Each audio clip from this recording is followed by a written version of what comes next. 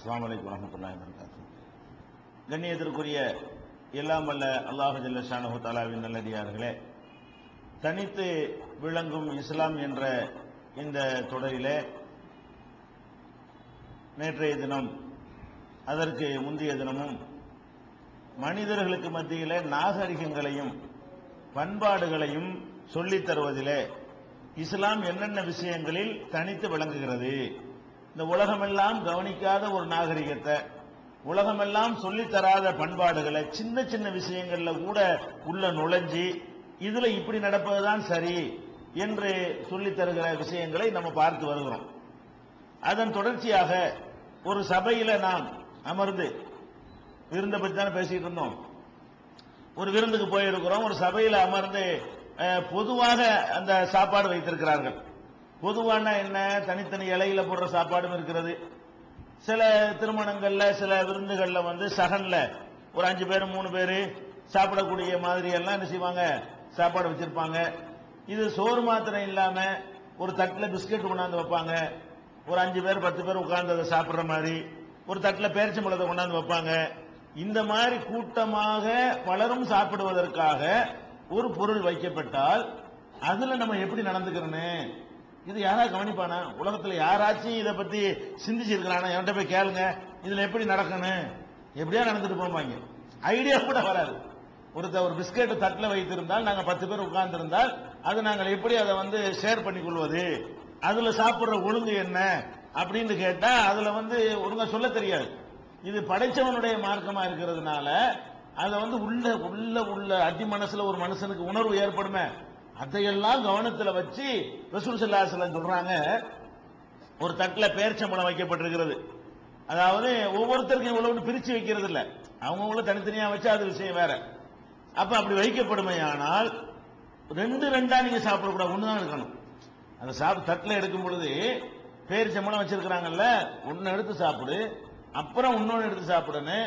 2 அள்ளி போட்டோன்னு வைங்களேன், இந்த ஒண்ணா எடுக்கிறவனுக்கு என்னவாவு, அவனுக்கு பயங்க என்ன இந்த போடு போறான், நமக்கு கிடைக்குமான்னு தெரியலையே அப்படி நினைக்குவானா இல்லையா? அப்ப அதாவது சபையில எல்லாரும் இருக்கும் பொழுது ஒத்தையாகத்தான் எடுக்கணுமே தவிர, ஒரு பிஸ்கட் வச்சிருந்தாங்கன்னா அப்படி 5 எடுத்து கையில் வச்சுக்க கூடாது. வழங்குதா? அது சுத்தி ரவுண்ட் எல்லாரும் சாப்பிட்ட பிறகு மிச்சம் வந்தா நம்ம 2வது ஒண்ணு எடுத்துக்கலாம். வச்சவன என்ன செய்வாங்க, அப்படி கொத்த சாக்லேட்டை காட்டுறாங்கன்னு வைங்களேன், அப்படி கொத்தா அள்ளிக்கிறது, அப்படி பிஸ்கட்டை கொத்தா அள்ளிக்கிறது, பேரிச்சம்பழத்தை கொத்தா அள்ளி அந்த மாதிரி வச்சுக்கிற கூடாதான். ரசூல் ஸல்லல்லாஹு அலைஹி வஸல்லம் சொல்றாங்க, நஹா அனில் இக்ரானி, சேர்த்து 1 2 3 பேரிச்சம்பழங்களை 2 3 பொருள்களை எடுக்கிறதை ரசூல் ஸல்லல்லாஹு அலைஹி வஸல்லம் அவர்கள் தடுத்தார்கள். அதே நேரத்தில் ஒரே ஒரு இடத்துல மட்டும் எடுக்கலாம். இது ஏன் தடுத்தாங்கன்னு கேட்டா, சம்பந்தப்பட்ட மற்றவங்களுக்கு பாதிப்பு வரும்ல மனசா, அவங்களுக்கு என்னடா நமக்கு கிடைக்குமா இல்ல, இவன் 5 எடுத்துக்கிட்டான், அவன் 5 எடுத்தான், அவன் 5 எடுத்தா நமக்கு என்ன கிடைக்கும் அப்படின்னு அவன் நினைச்சிடக்கூடாதுங்கிறதுக்காக வேண்டி ஒன்னொன்னு அப்படி காட்டிக்கிட்டே வர்றாங்கன்னு வைங்களேன். காட்டிக்கிட்டு வந்தாலும் ஒன்னொன்னா தான் இருக்கணும். இப்படி சுத்தி ஒருத்தர காட்டிட்டு வர்றாங்க, மிச்சம் இருந்தா இன்னொரு ரவுண்ட் வந்தா அப்புறம் இன்னொன்னு எடுத்துக்கலாம். முதல் காட்டும் போது நீங்க 3 எடுத்தீங்கன்னு வைங்க, கடைசியில் கொண்டு அப்பவே செத்துருவான். ஆஹா 3 எடுத்துட்டாங்க, ஒவ்வொருத்தரும் 3 எடுத்தா நமக்கு வராது நினைக்குவானா இல்லையா? இல்ல 3 பிஸ்கட் எடுத்துட்டான்னு சொன்னா லாஸ்டா உள்ள மனசு என்ன செய்யும், அப்பவே அவனை மனசு உடைஞ்சிருவான்ல, நமக்கு வருமா வராதுன்னு தெரியலையே, வெறுந்துட்டு வந்தா என்ன செய்யறது? அப்ப ரசூல் இதெல்லாம் யாரு கவனிப்பா சொல்லுங்க? எந்த மார்க்கமாவது எந்த சித்தாந்தமாவது இப்படி எல்லாம் ஒரு மனுஷனுக்கு என்ன வரும் கவனிச்சிருக்காங்களா? மனுஷன் கவனிக்க மாட்டாங்க. ஒரு மனிதன் உண்டாக்குற சித்தாந்தமா இருந்தா இதெல்லாம் பார்க்க மாட்டாங்க. அவனுக்கு பாதிப்பு வரும்போது மட்டும் கவனிப்பானே தவிர அதுக்கு தீர்வு என்ன காணணும், அது எப்படி டீல் பண்ணணும்ங்கிறது அவனுக்கு தெரியாது. அவனுக்கு வரும்போது மட்டும் நினைப்பான், இன்னும் எடுக்கிறாங்களே. அதுக்கு முந்தி உள்ளவன் வரைக்கும் அதை ஃபீல் பண்ண மாட்டான். கடைசியா உள்ள 4 பேர் தான் என்ன செய்வான், இதுக்காக வேண்டி கவலைப்படுவான். இஸ்லாம் என்ன பண்ணுது, அவன் மட்டும் தான் கடைசியா இருப்பான். நான் பிறப்படுத்தவன, நீ நாளைக்கு கடைசியா இருப்பீல, நான் நாளைக்கு கடைசியா இருப்பான்ல. கடைசியா அவன் இன்னைக்கு இருக்கிறான், நாளைக்கு வேற ஒரு சபையில வேற ஒருத்தன் கடைசியா இருப்பான்ல. அட இது எல்லாருடைய பிரச்சனைப்பா. இது நீ முன்னாடி உட்கார்ந்தா நீ 5 எடுத்தேன்னு சொன்னா நாளைக்கு நீ கடைசியா போய் உட்காருவிய, அப்ப உனக்கு இல்லாம போயிருமே, நீ துடிப்பிய அப்படிங்கறத எல்லாம் கணக்குல கொண்டு ரசூல் ஸல்லல்லாஹு அலைஹி வஸல்லம் சொல்றாங்க, ஒண்ணு தான் எடுக்க வேண்டும். சில இடங்கள்ல சம்பந்தப்பட்டவங்களே என்ன செய்வாங்கன்னு கேட்டா, நம்ம ஒரு விருந்தாளியா வெளியூருக்கு நம்ம போயிருப்போம், 10 பேர் உட்கார்ந்து இருப்பாங்க, நீங்க தான் நல்லா சாப்பிடணும், உங்களுக்காக தான் வச்சிருக்குது அப்படின்னு சொல்லி நம்ம சாப்பிடுறதுக்காகத்தான் ஸ்பெஷலா தந்து மத்தவங்க ஃபார்மாலிட்டிக்கு வந்து உட்கார்ந்து இருந்தாங்கன்னு சொன்னா, பர்மிஷன் கொடுத்தாங்கன்னு சொன்னா எடுத்துக்கிறங்க, நிறைய கூட எடுத்துக்கிறங்க. அதை கொடுக்கும்போது அள்ளுங்க, ஏன் ஒன்னு எடுக்கிறிய, நிறைய எடுங்க அப்படின்னு சம்பந்தப்பட்ட வீட்டுக்காரர் சொன்னாருன்னு வைங்க, அது ஓகே. ஒன்னு எடுக்கும் பொழுது உங்களுக்காகத்தான் இந்த விருந்தை ஏற்பாடு பண்ணிருக்கு, எடுங்க நீங்க வாட்டுக்கு அப்படின்னு சொன்னாருன்னு வைங்க, அது ஓகே. சம்பந்தப்பட்டவர் வந்து நமக்கு பர்மிஷன் கொடுத்து விட்டாரையானால் அப்ப எடுன்னு அவர் சொன்னாலே எல்லாருக்கும் இருக்கும்னு அர்த்தம். தட்டு முடிஞ்சா மர கொண்டு வருவார்னு அர்த்தம். எல்லாரும் கொடுக்கக்கூடிய வருவது அவரே சொல்லிட்டாருன்னு சொன்னா அந்த அளவுக்கு பரக்கத்தா வச்சிருக்கிறாரு. அப்ப இந்த பர்மிஷன் இருந்தாலே தவிர ஒரு சபையில் பொருள்கள் நீட்டப்படும் பொழுது, பொதுவாக வைக்கப்படும் பொழுது ஒன்னு ஒன்னா தான், அதாவது எவ்வளவு எடுப்பாங்களோ எல்லாரும்.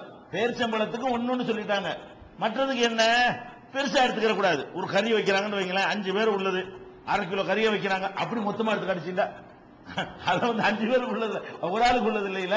அப்ப என்ன செய்யணும், அது பிச்சு எடுக்கணும். ஒண்ணு ஒண்ணா எடுக்க வச்சு அதிசயில் இருக்குது, நம்ம ஒண்ணு எடுத்து இருக்கிறது ஒண்ணு தானே. அதாவது பேரிச்சம்பழத்துக்கு வந்து நிறைய இருக்கிறதுனால ஒண்ணு ஒண்ணா எடுக்க சொன்னாங்க. 5 பேருக்கு 1/2 கிலோ பீஸை மொத்தமா வச்சுட்டான்னு வைங்க, 3 கோழியை கொண்டாந்து வச்சான்னு வைங்க, ஒண்ணு ஒண்ணா எடுக்க சொல்லி வந்திருக்குது, நம்மள எடுத்துக்கிறோம்டா அப்படி புரிஞ்சுக்கிற கூடாது. அதுல இந்த பேரிச்சம்பழத்துக்காக அதை சொன்னாங்களே தவிர அது எப்படி மதிப்பிடணும், இது 5 பேருக்கு உள்ளது நம்ம மதிப்பிடணும், இது 4 பேர் உள்ள சகனுக்கு உள்ளது, இது 10 பேருக்கு உள்ளது. அப்ப நம்ம அதுல எவ்வளவு எடுக்கலாம் நமக்கு மதிப்பு போடணும், அடுத்தவங்களுக்கு கிடைக்கணும். இதுல எல்லாம் நீ கவனமா நடந்துக்கப்பா என்று நபிகள் நாயகம் ஸல்லல்லாஹு அலைஹி வஸல்லம் அவங்க இதையெல்லாம் ஒரு ஒழுங்காக சொல்லி தர்றாங்க. இது புகாரியில நீங்கள் பார்க்கலாம், 2455, 2489, 2490 இந்த ஹதீஸ்ல, புகாரில இந்த ஹதீஸ நீங்க பார்க்கலாம். அப்ப இது உலகத்துல யாராவது கவனிச்சிருக்கிறாங்களா? எந்த ஒரு புஸ்தகம் நீங்க தமிழ்ல போய் லைப்ரரியில போய் தேடுங்க, ஏதாவது ஒரு புஸ்தகத்துல இப்படி ஒரு சபையில சாப்பிடும் போது இப்படி இருக்கணும் எவனாச்சும் எழுதி வச்சிருக்கானு பாருங்க, எந்த லாங்குவேஜ்லயாவது பாருங்க. இந்த ஒழுங்கெல்லாம் சொல்லி இருக்க மாட்டான் யாருமே. இது வந்து அல்லாஹ்வுடைய மார்க்கமா இருக்கிறதுனாலதான் இந்த மாதிரி அற்பமான விஷயங்கள்ல எல்லாம் நம்ம அற்பம்னு ஒதுக்குற விஷயத்துல எல்லாம் தலையிட்டு ஒரு அற்புதமான வழிகாட்டுதலை தருகிறது. இதெல்லாம் நாகரிகமா இல்லையா? இந்த பண்பாடு இருந்தா யாரும் புண்பட மாட்டாங்கல்ல. இந்த நாகரிக மனுஷனுக்கு வேணுமா இல்லையா? 10 பேர் உள்ள ஒத்துமணி திண்டா என்ன நியாயம் அப்படிங்கிற ஒரு அடிப்படையில் இஸ்லாம் இதை சிந்திக்கிறத பார்க்கிறோம். அதே மாதிரி சில நேரங்கள்ல வந்து உணவுகள் வந்து ரொம்ப கம்மியா இருக்கும். ஒருத்தட்ட வந்து சோறு இருக்கு, ஒருத்தட்ட குழம்பு இருக்கு, ஒருத்தர் ரொட்டி இருக்கு. இது பிரயாணங்கள் இது ஏற்படும். பிரயாணங்கள்ல புரண்டு வைங்களேன், ஒருத்தட்ட இருக்கிற இன்னொருத்தட்ட இருக்காது. இப்படி ஒவ்வொருத்தரும் கொஞ்சம் கொஞ்சம் பொருளை வச்சிருக்கிறாங்கன்னு வைங்க. அந்த மாதிரி நேரத்தில் வந்து எப்படி சாப்பிடணும், 10 பேர் புரண்டு வைங்களேன், நம்ம டப்பாவத்துக்கு நம்ம தனியா உட்காந்து போய் திங்கிறது, அவன் பாக்ஸத்துக்கு அவன் கொண்டு திங்கிறது, அவன் பிரியாணி வச்சுட்டு அவன் ஒரு பக்கம் ஒதுங்கிறது, மற்றெல்லாம் பேசிட்டு வருவாங்க. பிரயாணத்தில் போகும் பொழுது ஊர் பலாய் பேசுறது, அரட்டை அடிக்கும் போதெல்லாம் ஒன்னா பேசிட்டு வருவாங்க. இந்த சாப்பிட வரும்போது மட்டும் என்ன செய்வாங்க, 5 பேர் நீங்க டீமா தானே ஒன்னா தானே போறீங்க, ஒன்னா தானே டிக்கெட் எடுத்துறீங்க, நீங்க ஒரு குரூப் தானே, அப்படி ஒரு குரூப்பாக நீங்கள் போனீர்களேயானால் அதுல நீங்க என்ன நாகரிகத்தை கடைபிடிக்கணும்னு கேட்டா எல்லாருடைய இதையும் கொண்டாந்து வச்சு பண்ணும். பிரியாணி உள்ள பிரியாணி கொண்டாந்து வை, பழைய சோறு தான் வச்சுக்கிறியா நீ அதை கொண்டா நீ வை, காஞ்ச ரொட்டி தான் இருக்கு அதை கொண்டா நீ வை, அதுல கொஞ்சம் அதுல கொஞ்சம் அதுல கொஞ்சம் எல்லாரும் எடு, எல்லா பொருளும் எல்லாரும் கிடைக்கட்டும். அப்ப எல்லாரும் வயிற்றுக்கு போதுமானதா இருக்கு, நீ நல்லதா தயாரிச்சுட்டு வந்து நீ மட்டும் தின்ற கூடாது, கொடுத்தா என்ன ஆகும் பயப்படவும் கூடாது. அதை என்ன செய்யணுமா, ஷேர் பண்ணிக்கிறங்க எல்லாரும். ஒரு கூட்டமாக நீங்கள் போகக்கூடிய நேரத்தில் பலரும் பலவிதமான பொருள்கள் வைத்திருந்தீர்களே, ஆனால் ஒரு இடத்துல கொண்டாந்து ஒன்னா வச்சு இது நம்ம எல்லாருமா சேர்ந்து சாப்பிடுவோம், உன்கிட்ட உள்ளது நம்ம எல்லாரும் சாப்பிடுவோம், என்கிட்ட உள்ளது நம்ம எல்லாரும் சாப்பிடுவோம். இந்த நாகரிகம் வந்து நம்ம ரயில் பஸ் ட்ரெயின்ல எல்லாம் நீங்க பாத்தீங்கன்னா இந்த நாகரிகத்தை கடைபிடிக்க மாட்டாங்க. சாப்பிடும்போது மட்டும் என்ன செய்வாங்க, எல்லாருமே தனியா ஆகிக்கிடுவாங்க. அதை ரசூல் ஸல்லல்லாஹு அலைஹி வஸல்லம் எப்படி சொல்றாங்கன்னு கேட்டா, அஷாரியாக்கள் ஒரு கோத்திரத்தார் இருக்கிறாங்க, இருந்த அந்த காலத்தில் இருந்தாங்க. அவங்க என்ன செய்வாங்கன்னு கேட்டா, பிரயாணத்தில் போகும் பொழுது சாப்பிட வேண்டிய நேரம் வந்து விட்டால் அல்லது உணவுகள் ரொம்ப குறைவாக அனைவருக்கும் போதுமான அளவுக்கு இல்லை என்று சொன்னால் என்ன செய்வாங்கன்னு கேட்டா, எல்லாரையும் கொண்டு வா, 10 பேர் இருந்தாங்கன்னா 10 பேர்கிட்ட என்ன இருக்கோ எல்லாத்தையும் கொண்டு வா என்று சொல்லி விடுவார்கள். கொண்டு வந்த உடனே ஒரு துணியில மொத்தமா போட்டு, துணியில போடுறதுன்னா அந்த சாப்பாடு துணியில போட முடியும், உங்க சாம்பாரை கொண்டு துணியில போட முடியாது. ரொட்டி பேரிச்சம்பழம் துணியில கொண்டு போடுற காரணம் என்ன, ஒரு துணியை விரிச்சு அதுல கொண்டு ரொட்டி எல்லாம் கொண்டாந்து கொட்டுவாங்க, பேரிச்சம்பழத்தெல்லாம் கொண்டாந்து கொட்டுவாங்க. இதுதான் அந்த காலத்து உணவா இருக்கிறதுனால துணியில போட்டிருக்கிறாங்க. நம்ம இதை அதிசயம் இருக்கிறோம்னு சொல்லிவிட்டு துணியில கொண்டு சாம்பாரை ஊத்தி வீணாக்கிட கூடாது, அது கொண்டாந்து வைக்கணும். முன்னாடி கொண்டா ஒரு துணியில வைத்து விட்டு பிறகு என்ன செய்வாங்கன்னா சுத்தமா சுத்தி எல்லாரும் உட்கார்ந்து கொண்டு சமமாக பிரித்துக் கொள்வார்கள். கூட உள்ளவன் கூடவும் போட்டிருப்பான், இவன் 10 ரொட்டி கொண்டாந்து போட்டிருப்பான், அவன் 2 ரொட்டி கொண்டாந்து போட்டிருப்பான், ஆளுக்கு 6 எடுத்துக்குவாங்க. அதான் 2 பேர் இருந்தாங்கன்னு வைங்களா, ஒருத்தன் 10 ரொட்டி ஒருத்தன் 2 ரொட்டின்னு சொன்னா மொத்தமா போட்டுப்புட்டு இவன் 12 ஆச்சுல 10 2 12 ஆளுக்கு 6. அதே நேரம் இன்னொரு 3 ரொட்டி ஒருத்தன் கொண்டாந்து வச்சு 15 உட்காருதுன்னு வைங்களேன், 3 பேர் உட்காந்து ஆளுக்கு 5 எடுத்துக்குவாங்க. 10 போட்டவனுக்கு 5 தான், 3 போட்டவனுக்கு 5 தான், 2 ரொட்டி கொண்டாந்து போட்டவனுக்கு 5 சமமாக பிரித்துக் கொள்வார்கள். கொண்டாந்து அதிகமா இருந்தாலும் குறைவா இருந்தாலும் ஒருத்தட்ட கொஞ்சம் அதிகமா ஒருத்தட்ட கொஞ்சம் குறைவா இருக்குமே, ஆனால் அனைத்தையும் ஒன்றாக போட்டு சமமாக பிரித்துக் கொள்வது அவங்களுடைய ஒரு வழக்கமா இருந்துச்சு. அந்த அஷாரி கூட்டம் வந்து ரசூல் ஸல்லல்லாஹு அலைஹி வஸல்லம் அவங்கள பார்க்க வர்றாங்க. ஒவ்வொரு கூட்டமா இஸ்லாத்தை தழுவுறதுக்கு வருவாங்கல்ல, இந்த அஷாரியாங்கிற அந்த கூட்டத்தார் வந்து ரசூல் ஸல்லல்லாஹு அலைஹி வஸல்லம் அவங்கள பார்க்க வரும் பொழுது இது ரசூலுல்லாஹ் ஏற்கனவே கேள்விப்பட்டிருக்கிறாங்க.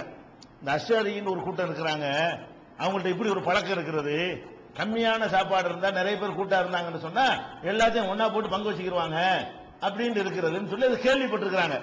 அவங்க வந்தவன கரெக்டா யாபம் வச்சு அவங்கள்ட்ட சொல்றாங்க, இந்த மாதிரி நீங்க எல்லாம் பிரிச்சு வச்சுக்கிறீங்க நான் கேள்விப்பட்டிருக்கிறேன், அதனால வந்து நீங்க என்னைய சேர்ந்த ஆளுக்கு நான் உங்களை சேர்ந்த ஆளுக்கு இதான் நல்லது, மதீனா வாசிகள் கூட கடைப்பிடிக்காத ஒரு ஒழுங்கு நீங்க என்ன செய்றீங்க ஃபாலோ பண்றீங்க, நான் உங்களை சேர்ந்தவன், இது இந்த நாகரிகத்தை நான் ஒத்துக்கொள்றேன், இது நல்ல நாகரிகம், இது இஸ்லாமியர்களுக்கு மத்தியில் வர வேண்டிய ஒரு நாகரிகம் என்று ரசூல் ஸல்லல்லாஹு அலைஹி வஸல்லம் அவர்கள் அந்த கூட்டத்தாருடைய இந்த நல்ல பண்பை பாராட்டி சிலாகித்து சொல்றாங்க. இதுவும் விருந்துல கவனிக்க வேண்டிய, சபையில கவனிக்க வேண்டிய ஒரு ஒழுங்குமுறைகள். குறைவா இருந்துச்சுன்னு சொன்னா சகனை வைக்கிறாங்க, அந்த சகன்ல வைக்கிறது வந்து போதுமான அளவுக்கு இருக்காது, கம்மியா இருக்குது, 5 பேர் இருக்கிறோம், கம்மியா இருக்குதா சமமா ஷேர் பண்ணிக்கணும், சமமாக ஷேர் பண்ணிக்கிறணும் என்பது இருக்குது பாருங்க. கூட போட்டிருக்கணும் குறைய போட்டுக்கிறவனு சமமா ஷேர் பண்ணிக்கிறணுங்கிற ஒரு வழிமுறையை கூட இஸ்லாம் ஒரு நாகரிகமா சொல்லி தருது. இது முஸ்லீம்ல 4556வது ஹதீஸாக இருப்பதை நம்ம பார்க்கிறோம். அதே மாதிரி வந்து நபிகள் நாயகம் ஸல்லல்லாஹு அலைஹி வஸல்லம் அவங்க இன்னொரு விஷயத்தை கவனிக்கிறாங்க. விருந்துன்ற உடனே எல்லாரும் நாக்கத்தொங்க போட்டு போயிடுறோம். மற்ற எல்லாத்துலயும் உறுதியா இருக்கிற ஆளுங்க கூட என்ன செய்யறோம், விருந்துன்னு வந்துருமையானால் அது விசேஷமா இருக்கும்ல சாப்பாடு, நாக்குக்கு மனுஷன் அடிமையா தான் இருக்கிறான். மற்ற எல்லாத்துலயும் ரொம்ப கொள்கை உறுதி பேசினவர்கள் என்ன செய்யறாங்க, கல்யாணம்னு வந்த உடனே எல்லாத்தையும் விட்டு போயிடுறாங்க. அவன் என்ன மாதிரி சாப்பாடு போட்டாலும் சரி, அவன் எவ்வளவு அநாகரிகமா நடந்து கொண்டாலும் சரி, எவ்வளவு ஆடம்பரம் பண்ணாலும் சரி, எவ்வளவு மார்க்க கட்டளையை மீறினாலும் சரி, அதுல எல்லாம் என்ன செய்ய மாட்டேங்கிறாங்க, ஒழுங்குகளை பேண மாட்டேங்கிறாங்க. இஸ்லாம் என்ன பண்ணதுன்னு கேட்டா, இந்த விருந்துக்கு உங்களை அழைக்கும் பொழுது ஒரு சபையில விருந்துக்கு உங்களை அழைக்கிறாங்க, என்ன விருந்து அழைக்கிறாங்க, உங்களுக்காக தர்ற விருந்துன்னு ஒரு வகை, ஒரு நிகழ்ச்சிக்காக தர்ற விருந்துன்னு ஒரு வகை. அதாவது ஒரு தெரிஞ்ச ஆளுக்காக ஒரு ஆள் கூட்டு விருந்து கொடுப்போம்ல, அதுக்கு அவரை தான் கொடுக்க முடியும். ஒரு ஆளுக்காக வேண்டி நம்ம என்ன செய்யறோம், இவருக்கு இன்னைக்கு விருந்து கொடுப்போம், 2 பேரை தேர்ந்தெடுத்து உங்க 2 பேருக்கு நம்ம வீட்டுல விருந்து, ஒரு நண்பருங்கிற முறையில, ஒரு தெரிஞ்சவருங்கிற முறையில, நம்ம அவர் வீட்டுக்கு போயிருக்கும் போது அவர் வீட்டுல சாப்பிட்டோம், அதனால நம்ம வீட்டுல அவர் சாப்பிடட்டுமேங்கிற முறையில விருந்து கொடுப்போம். இந்த விருந்துக்கு பிரச்சனை எல்லாம் ஒண்ணும் கிடையாது. பொது விருந்துன்னு ஒண்ணு, கல்யாணம், வீடு குடி போறது, இது மாதிரியான ஒரு விசேஷத்துக்காக என்ன செய்யறோம், விருந்து கொடுத்தோம்னு சொன்னா இஸ்லாம் என்ன பண்ணுது, அதுல ஒரு நாகரிகத்தை சொல்லுது. என்ன நாகரிகம், விருந்து உன்னை கூப்பிட்டானா கவனி, பொது விருந்து கூப்பிட்டானா நீ கவனிக்கணும். என்ன கவனிக்கணும், இது ஏழை பணக்காரங்கிற வேறுபாடு இல்லாமல் இந்த விருந்து கூப்பிடப்பட்டிருக்குதா, பணக்காரனா பார்த்து கூப்பிடுறாங்களா அப்படின்னு கவனி. பணக்காரனா பார்த்து கூப்பிட்டா போவாங்க. ரசூல் ஸல்லல்லாஹு அலைஹி சொல்றாங்க, அந்த விருந்துகள்ல கூட அந்த நாகரிகம் எப்படி இருக்கணுமா, பொதுவான விருந்துகள் என்பது நீ ஒரு கல்யாணங்கிறதுக்காக கொடுக்குற, அந்த மகிழ்ச்சியை வெளிப்படுத்துவதற்காக கொடுக்குற, அப்ப அந்த தெருவில் உள்ளவனை எல்லாம் கூப்பிடு, அது நியாயம். அல்லது அந்த மஹல்லாவில் உள்ளவனை எல்லாம் கூப்பிடு, அது நியாயம். ஊர்ல உள்ளவனை எல்லாம் கூட கூப்பிடு, அது நியாயம். நீ எப்படி கூப்பிடக்கூடாது, பக்கத்து வீட்டுல 7 அவனை விட்டுறது, 7 வீடு தள்ளி பணக்காரவனை கூப்பிடுறது, அடுத்த வீட்டுல ஒரு 7 இருப்பான், இவனையும் நம்ம கூப்பிடுறது, நமக்கு தகுதியான ஆளா, நம்மள இவனை சரிக்கு சரி ஆக முடியுமா, சோறு திங்க இருக்கனடா சரிக்கு சரியாகிறது, சோறு திங்க கூப்பிடுறதுல என்ன சரிக்கிறது, சமத்துவம் பார்க்கிறது, இப்படி எல்லாம் பார்த்து கொண்டு என்ன செய்யறாங்கன்னா, இன்னைக்கு பார்த்தா கூட அந்த மாதிரி தேர்ந்தெடுத்து என்ன செய்வாங்க, கொடுக்கும் போது அட்டையை கொடுக்கும் போது விருந்துக்கு தனி ஸ்பெஷல் அட்டை, மற்ற கல்யாணத்துக்கு சிறப்பு அட்டை இவ்வளவு கொடுக்குறாங்கல்ல, மற்றவனுக்கெல்லாம் வெறும் அட்டையை கொடுத்துருவாங்க. சில பணக்கார ஆட்களுக்கு மட்டும் என்ன இருக்கு, விருந்துக்கு உள்ள ஒரு அட்டையை சேர்த்து சின்னதா விசிட்டிங் கார்டு மாதிரி சேர்த்து வச்சு கொடுக்குற வழக்கம்லாம் இருக்கிறது. நபிகள் நாயகம் ஸல்லல்லாஹு அலைஹி வஸல்லம் சொல்றாங்க, ஷர்ரு தஆமி தஆமுல் வலிமா, சாப்பாட்டிலேயே மகா கெட்ட சாப்பாடு, உணவிலேயே மகா கெட்டது என்னவென்றால் ஒரு திருமண விருந்து. எந்த திருமண விருந்து, யுதுஆலஹல் அக்னியா வ யுத்ரகல் ஃபுகரா, செல்வந்தர்கள் அழைக்கப்பட்டு ஏழைகள் விடப்பட்டால் அது கெட்ட விருந்து. கெட்டதுன்னா செய்யக்கூடாது இருக்கும்.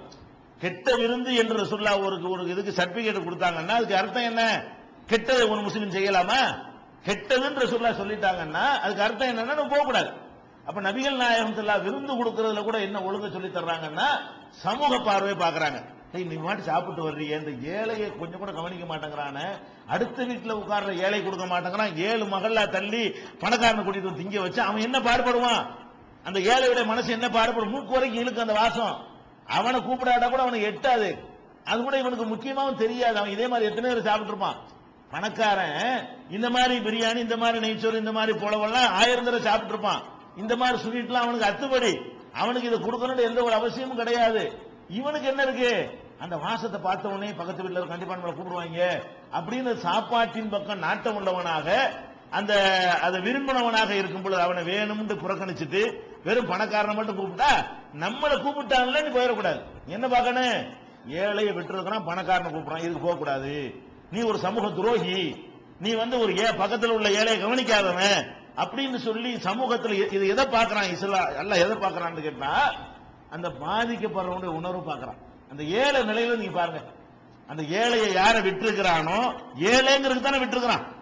ஏழ்மையா இருக்கிறாங்கிற ஒரே காரணத்துக்காக விட்டுருக்கிறான். அப்ப ஏழைங்கிறதுக்காக ஒருத்தனை புறக்கணிச்சிருக்கிறான்னு சொன்னா அந்த ஏழை என்ன பாடுபடுவான்? அவனுக்கு இது பெரிய விஷயம் தானே. இந்த மாதிரி ஒரு நல்லது கெட்டதுல சாப்பிட்டா தானே இந்த மாதிரி சாப்பாடு சாப்பிட முடியும். காசு கொடுத்து கடையில வாங்கி சாப்பிட முடியும் அவனுக்கெல்லாம்.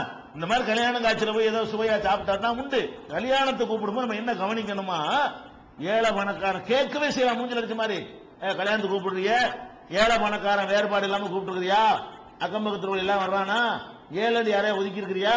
ஆமா நானும் ஒதுக்கின போவனைய அப்படின்னு என்ன செய்யணும்? அவனை நம்ம ஒதுக்கி விட்டுறணும். இது நபிகள் நாயகம் ஸல்லல்லாஹு அலைஹி வஸல்லம் சொன்னதாக புகாரியில 5177வது ஹதீஸ் இருக்கிறது. அதே மாதிரி இதே கருத்தை இன்னொரு வார்த்தையில் ரசூலுல்லாஹ் சொல்றாங்க, ஷர்ரு தாமி தாமுல் வலிமதி, உணவுகளிலேயே மகா கெட்டது ஒரு திருமண விருந்து. அது எப்படிப்பட்ட திருமண விருந்து என்றால் யம்னவுஹா மையதிஹா வ யுதுஆ இலைஹா மையபாஹா, எவனுக்கு அதுல விருப்பம் இல்லை அவன் அழைக்கப்படுவதும், எவன் அதை ஆசைப்படுகிறானோ அவனை மறுக்குவதும் கெட்ட உணவு. இவன்லாம் வேண்ட வெறுப்பா வருவான்.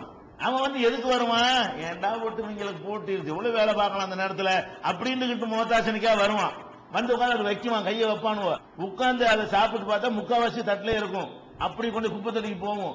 வெளியே போய் நெய்யை கம்மியா போட்டாங்க, கறி வேவலன்னு சொல்லுவான். நம்ம முரட்டாடை போட்டாங்க, இலாங்கடா இருந்தா நல்லா இருக்கு அப்படின்னு சொல்லுவான். ஏலக்காய் வாசம் கொஞ்சம் அதிகமா.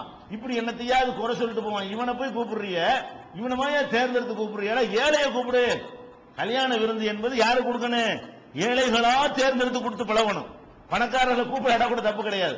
ஒருத்தன் கல்யாண விருந்துல வேணுமென்றே பணக்காரர்களை ஒதுக்கி விட்டு ஏழைகளையா செலக்ட் பண்ணி கூப்பிட்டாண்டு வைங்க, அது குறை சொல்ல இயலாது. ஏன்? அதுதான் விருந்துக்கு தகுதியானவங்க. விருந்து சாப்பிடுவதற்கு தகுதியான மக்கள் யாரு? அவங்கதான் மன நிறைஞ்சு வாழ்த்திட்டு போவாங்க. அது உப்பு கூட இருந்தாலும் நெய் கம்மியா இருந்தாலும் அவங்களுக்கு அதுவே மகிழ்ச்சியை தரக்கூடியதா இருக்கும், மன நிறைவை தரக்கூடியதா இருக்கும். அப்ப யாரு வழிய வர்றான் அவனை விரட்டுறீங்க, யாரு வேண்டா வெறுப்பா வர்றான் அவனை போய் கூப்பிடுறீங்களா? என்னப்பா இது மகா கெட்ட சாப்பாடு என்று நபிகள் நாயகம் ஸல்லல்லாஹு அலைஹி வஸல்லம் எச்சரிக்கை பண்ணியது சஹீஹ் முஸ்லிம்ல 2586வது ஹதீஸ்ல இருக்கிறது. இதுல என்ன கவனிக்க வேண்டிய விஷயம்? இந்த ஏழை உணர்வை யாராவது கவனிக்கிறாங்களா? எந்த ஒரு நூல்லையாவது, எந்த ஒரு அறிவுரை சொல்லக்கூடிய புத்தகத்திலேயாவது, எந்த ஒரு சித்தாந்தத்திலேயாவது ஏழை புறக்கணிக்கப்படுற விருந்தை நீங்களும் புறக்கணிங்கள்னு சொல்லி எழுதி வச்சுக்கிறானா? ஏழையை கூப்பிடாட்டி நீ ஏழை பக்கம் நில்லு, நடுத்தர வர்க்கமா நீ இருக்கிற உடனே கூப்பிட்டாங்க, நம்மளை கூப்பிட்டாங்கன்னு போகணுமா? இல்ல ஏழையை புறக்கணிச்சாண்டு அதை வெறுக்கணுமா? இதுக்கு எவனாச்சும் தீர்வு சொல்லி இருக்கிறானா? இது படைச்சவனுடைய மார்க்கமா இருக்கனாலதான் எல்லாரும் மனசையும் பாக்குது. எல்லாரும் இதுல எப்படி பாதிக்கப்படுற, எவனும் பாதிக்கப்படுவார். இந்த மார்க்கத்தில் ஒருத்தன் இருப்பதாக இருந்தால் அவனால் யாருக்கும் பாதிப்பு வரக்கூடாது. மனசால் கூட அவன் என்ன செய்யக்கூடாது, அவனுக்கு ஒரு வெறுப்பு வந்துடக்கூடாது என்று இஸ்லாம் இதுல கூட ஒரு கவனத்தை செலுத்துவதை நீங்கள் பார்க்கிறீங்க. அதே மாதிரி நபிகள் நாயகம் ஸல்லல்லாஹு அலைஹி வஸல்லம் அவர்கள் உலகம் கவனிக்க தவறிய இதை விருந்து தொடர்பாகவே, இந்த விருந்து ஒரு வீட்டுக்கு போறோம், பண்பாடு அப்படித்தானே, சந்திக்கிறோம், முசாபா செய்யறோம், வீட்டுக்கு போறோம், அங்க சாப்பிடுறோம், அந்த மாதிரியான அந்த தொடர்புடைய நாகரிகத்தில் இன்னொரு நாகரிகம் என்னன்னு கேட்டா, இப்ப இந்த கல்யாணம் காட்சி விருந்துக்கு போறாங்கல்ல, விருந்துங்கிறது ஒரு மகிழ்ச்சிக்காக கொடுக்கறதா விருந்து. இன்னைக்கு என்ன நடைமுறை நாட்டில் நீங்க பாக்குறீங்கன்னு கேட்டா, விருந்துக்கு போறவன் அதுக்கு ஏதாவது கொண்டு போகணும். என்ன கொண்டு போகணும்? எழுதுறது மொய். விருந்து என்ன ஹோட்டல் நடத்துறீங்க? விருந்துன்னு சொல்லி கூப்பிட்டு செய்யறான் ஹோட்டல் மாதிரி. அங்க உட்கார்ந்து தின்னுட்டு போகும்போது எழுதுவாங்க, உட்கார்ந்துட்டு என்ன செய்வான், இவரை வாசிக்கவும் செய்வாங்க. இன்னாருடைய மகன் இன்னாரு 125 ரூபாய், இன்னாருடைய மகன் இன்னாரு வாசிக்கிட்டே இருப்பானுவோம். இவன் பேர் வராதவன்லாம் அப்படி நொந்து நூலாயிருவான், கேவலப்பட்டு போயிருவான். இன்னும் சில பேர் என்ன செய்வாங்கன்னா கூப்பிட விட்டு கேட்ட விட்டுருவாங்க. எது, நான் உனக்கு மகளுக்கு நான் அதை செஞ்சேன், நீ எனக்கு திருப்பி செய்யலையே அப்படின்னு சொல்லி என்ன செய்வான், கொடுத்ததை வசூல் பண்றதுங்க. இந்த விருந்துங்கிற பெயரை வைத்துக் கொண்டு ஒரு மனிதனுக்கு அன்பளிப்பாக ஒரு பொருளை கொடுத்துட்டு அதை திரும்ப கலெக்ஷன் பண்றதுக்காக என்ன செய்யறாங்க, இதை யூஸ் பண்றாங்க. விருந்துங்கிறத யூஸ் பண்றாங்க, ஃபங்க்ஷனை யூஸ் பண்றாங்க. ஆனா ரசூல் ஸல்லல்லாஹு அலைஹி வஸல்லம் செய்யறாங்க, இது எல்லாரும் செய்யறாங்க. கொஞ்சம் கூட உறுத்தல் இல்லாம, கொஞ்சம் கூட வெக்கம் இல்லாம கேட்டு வாங்குறது கூட தப்பா தெரியல. என்னது, அதாவது மனிதன்ல பொருளாதாரத்துல ஏற்றத்தாழ்வு உள்ளவனா இருப்பான். நான் ஒரு ஏழை, எனக்கு நீங்க பணக்கார ஒரு ஆள் 1000 ரூபாய்க்கு எனக்கு செஞ்சுட்டீங்க, உங்க வீட்டுக்கு எனக்கு 1000 ரூபாய்க்கு செய்ய இயலுமா? நீங்க வசதியான ஆள் 1000 ரூபாய்க்கு எனக்கு செஞ்சா நான் எனக்கு 5 ரூபாய்க்கு தான் எனக்கு செய்ய இயலும், அதான் நான் செய்யலும். இவன் என்ன நினைக்கிறான், நான் உனக்கு 1000 ரூபாய்க்கு செஞ்சிடல, நீ எனக்கு 1000 ரூபாய்க்கு செய். உங்களை யாரு செய்ய சொன்னது? இவனா போய் 1000 ரூபாய்க்கு செஞ்சு விட்டு அவன் 1000 ரூபாய் சம்பளக்காரனா இருப்பான். ஒரு மாசம் சம்பளத்தை கொண்டு எனக்கு ஏதாவது வாங்கி கொண்டாந்து கொடு. அவன் சின்னதை வாங்கிட்டு போனான்னு வைங்களா, என்னடா அது 1000 ரூபாய்க்கு உனக்கு அது வாங்கி கொடுத்துருக்க, நீ என்ன ஒரு நான் குடம் வாங்கி கொடுத்தா நீ என்ன செம்பு வாங்கி கொடுத்துட்டு போற அப்படின்னு சொல்லுவான். அவன் சக்திக்கு செம்பை தான் கொடுப்பான், உன் சக்திக்கு குடத்தை கொடுத்துருக்கிற. அப்ப ஒரு மனுஷனுக்கு மனுஷன் கொடுக்கிறது என்பது திரும்ப கலெக்ஷன் பண்றதுக்கா? இது ஒரு நாகரிகமா? இது யாராவது வெட்கப்படுறாங்களா? பேப்பர்ல அடிச்சீங்க, பேப்பர்ல நோட்டீஸ்ல அடிச்சு மொய் எழுதுபவர்கள் அந்த தவறாமல் மொய்யை கொண்டு வந்து விடவும், அது கேட்டு வாங்குறான். மொய் எழுதுறவங்க செய்யுங்க, தவறாமல் மொய்யை கொண்டு வந்து விடவும் சொல்லி அதை கேட்டு வாங்குறதெல்லாம் பார்க்கணும். நபிகள் நாயகம் ஸல்லல்லாஹு அலைஹி வஸல்லம் அவர்கள் இது 20ஆம் நூற்றாண்டுல நடக்குது. இது காட்டுமிராண்டி காலத்தில் நடக்கல. இது 20ஆம் நூற்றாண்டு நாகரிகத்துக்கு உச்சிக்கு போயிட்டோம்னு சொல்லக்கூடிய ஒரு யுகத்துல இப்படி நடக்கிறது. நபிகள் நாயகம் ஸல்லல்லாஹு அலைஹி வஸல்லம் சொல்றாங்க, அல்ல ஆயுது ஃபீ ஹிபத்திஹி, ஒருத்தனுக்கு அன்பளிப்பா கொடுத்து விட்டு அதை திரும்ப எதிர்பார்க்கிறவன். ஒரு ஆளுக்கு அன்பளிப்பா ஒண்ணு கொடுத்தாச்சு, கல்யாணத்துக்கு நினைச்சிட்டீங்க, ஒரு 5 நகையை கொண்டு போட்டுவிட்டீங்க. எது போட்டீங்க? அந்த புள்ள நல்லா இருக்கட்டுமே, நம்ம மாமா புள்ள தானே, நம்ம சித்தம்மன் புள்ள தானே, சந்தோஷமா இருக்கட்டுமே, இந்த அன்பளிப்பா கொடுத்துட்டீங்க. அது கொடுத்தா எப்படி கொடுக்கணும், அதோட மறந்துடணும். கொடுத்தது அன்பளிப்பாக இருந்தா நினைச்சிருந்தேன், நீங்க என்ன கொடுத்தீங்க ஏது கொடுத்தீங்கிறதெல்லாம் உங்க உள்ளத்துல இருந்து போயிடணும். அதுக்கு பேரு அன்பளிப்பு. அதை கொடுத்துட்டு நீ கொடுத்துட்டோம்ல, நம்ம மோகலையாத்து திருப்பி வரும்ல அப்படின்னு எவனாவது எதிர்பார்ப்பானையானால் அவன் எப்படிப்பட்டவன் என்றால் ரசூல் ஸல்லல்லாஹு அலைஹி சொல்றாங்க, கல் கல்பி, அவனு நாய் ஒண்ணு. எந்த நாயோட ஒப்பிடுறாங்க? யகி சும்ம யஊது ஃபீ கைஹி, சாப்பிட்டுட்டு நாய் சாப்பிட்டுட்டு வாந்தி எடுத்துட்டு திருப்பி அதையே சாப்பிடும். சில நாய்கள் என்ன செய்யும், சாப்பிட்டு வாந்தி எடுக்கும். வாந்தி எடுத்ததை எவனா சாப்பிடுவானா? நாய் சாப்பிடும். வாந்தி எடுத்தது செய்யும் திருப்பி சாப்பிடும். வாந்தி எடுத்து விட்டு திரும்ப சாப்பிடுற நாயும் சரி நீயும் சரிங்கிறாங்க. யாரும் சொல்றாங்க, ஒருத்தனுக்கு கொடுத்துட்டேன்னு சொன்னா அதோட மறந்துடணும். கொடுத்தது மனசுலயே இருக்கக்கூடாது. கொடுத்தது செய்யக்கூடாது. ஒரு காலத்திலேயே கோடி ரூபாய் கொடுத்தாலும் சரி, நீ எது கொடுத்த? மறுமை நன்மைக்கு தானே கொடுத்த, அவன் மேல அன்பு வச்சு தானே கொடுத்த. அன்பா இருக்கும்போது கொடுத்து சண்டையா இருக்கும்போது கேட்பானுவோம். ஒரு நேரத்தில் நல்லா ராசியா இருக்கும்போது கொடுத்து போடுவாங்க. சண்டையா இருக்கும், நேரத்தை நான் கொடுத்தேன்ல, நேரத்துக்கு கொடுத்து எதுக்குடா கொடுத்த, திருப்பி வாங்க கொடுத்த, திருப்பி வாங்க கொடுத்த நான் வாங்கி இருக்க மாட்டேனே, நீ கலெக்ஷன் பண்றது கொடுத்திருந்தா நான் வேணான் இருப்பேனே. நீ கொடுத்த எது கொடுத்த, எதை நம்ம மேல முகப்பத்துல பாசத்துல தர்றாரு, நான் பாட்டுக்கு வாங்கி செலவு பண்ணிவிட்டேன். நீ அப்புறம் வந்து சண்டையா போன தாண்டு கேட்ட என்ன அர்த்தம்? இவன்லாம் நிறைய பேர் இப்படி இருக்கிறாங்க. இந்த மாதிரி பண்பாடு உள்ளவன் உலகத்துல நிறைய இருக்கிறான். இது கொஞ்சம் கூட உறுத்தல் வரமாட்டேங்குது. நபிகள் நாயகம் ஸல்லல்லாஹு அலைஹி வஸல்லம் சொல்றாங்க, அல்ல ஆயுது ஃபீ ஹிபத்திஹி, கொடுத்த அன்பளிப்பை திரும்ப எதிர்பார்ப்பவன் கல் கல்வி, நாயை போன்றவன். யகீ சும்ம யஊது ஃபீ கைஹி, வாந்தி எடுத்து விட்டு திரும்ப சாப்பிடுகிறத அந்த நாயை போலவன். புகாரியில 2589 6975வது ஹதீஸ்ல இதை நம்ம பார்க்கலாம். அதனால அன்பளிப்பு கொடுத்தா அதோட மறந்துடணும். இது உலகத்தில் இஸ்லாம் தான் சொல்லுது. அழுத்தம் திருத்தமா சந்தேகத்துக்கு இடம் இல்லாம தெளிவான வார்த்தைகளால் இஸ்லாம் மட்டும்தான் இது என்ன செய்யுது, உலகத்துல தனித்து இந்த அறிவுரையை சொல்ற காட்சியை பார்க்கிறோம்.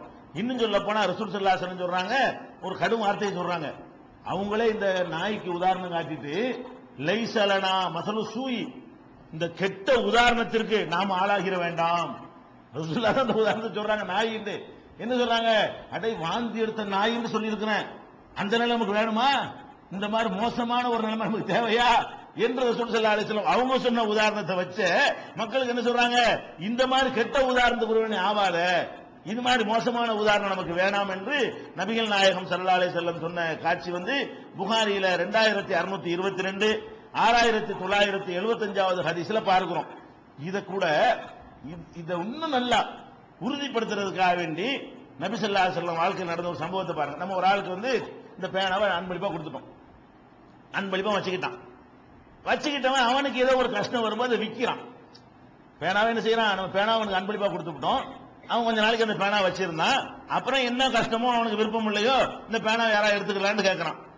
அப்ப நான் தானே கொடுத்துருக்கேன் அவனுக்கு அன்பளிப்பா, அதை நான் வாங்கக்கூடாது, காசு கொடுத்து. ரசூல் ஸல்லல்லாஹு அலைஹி வஸல்லம் என்ன சொல்றாங்கன்னா, இந்த அன்பளிப்பை சும்மா வாங்குறது மட்டும் இல்ல, விலை கொடுத்து கூட வாங்கக்கூடாது. இல்லன்னா நீ அதை அவன் கரெக்டான விலையை சொல்ல மாட்டான்.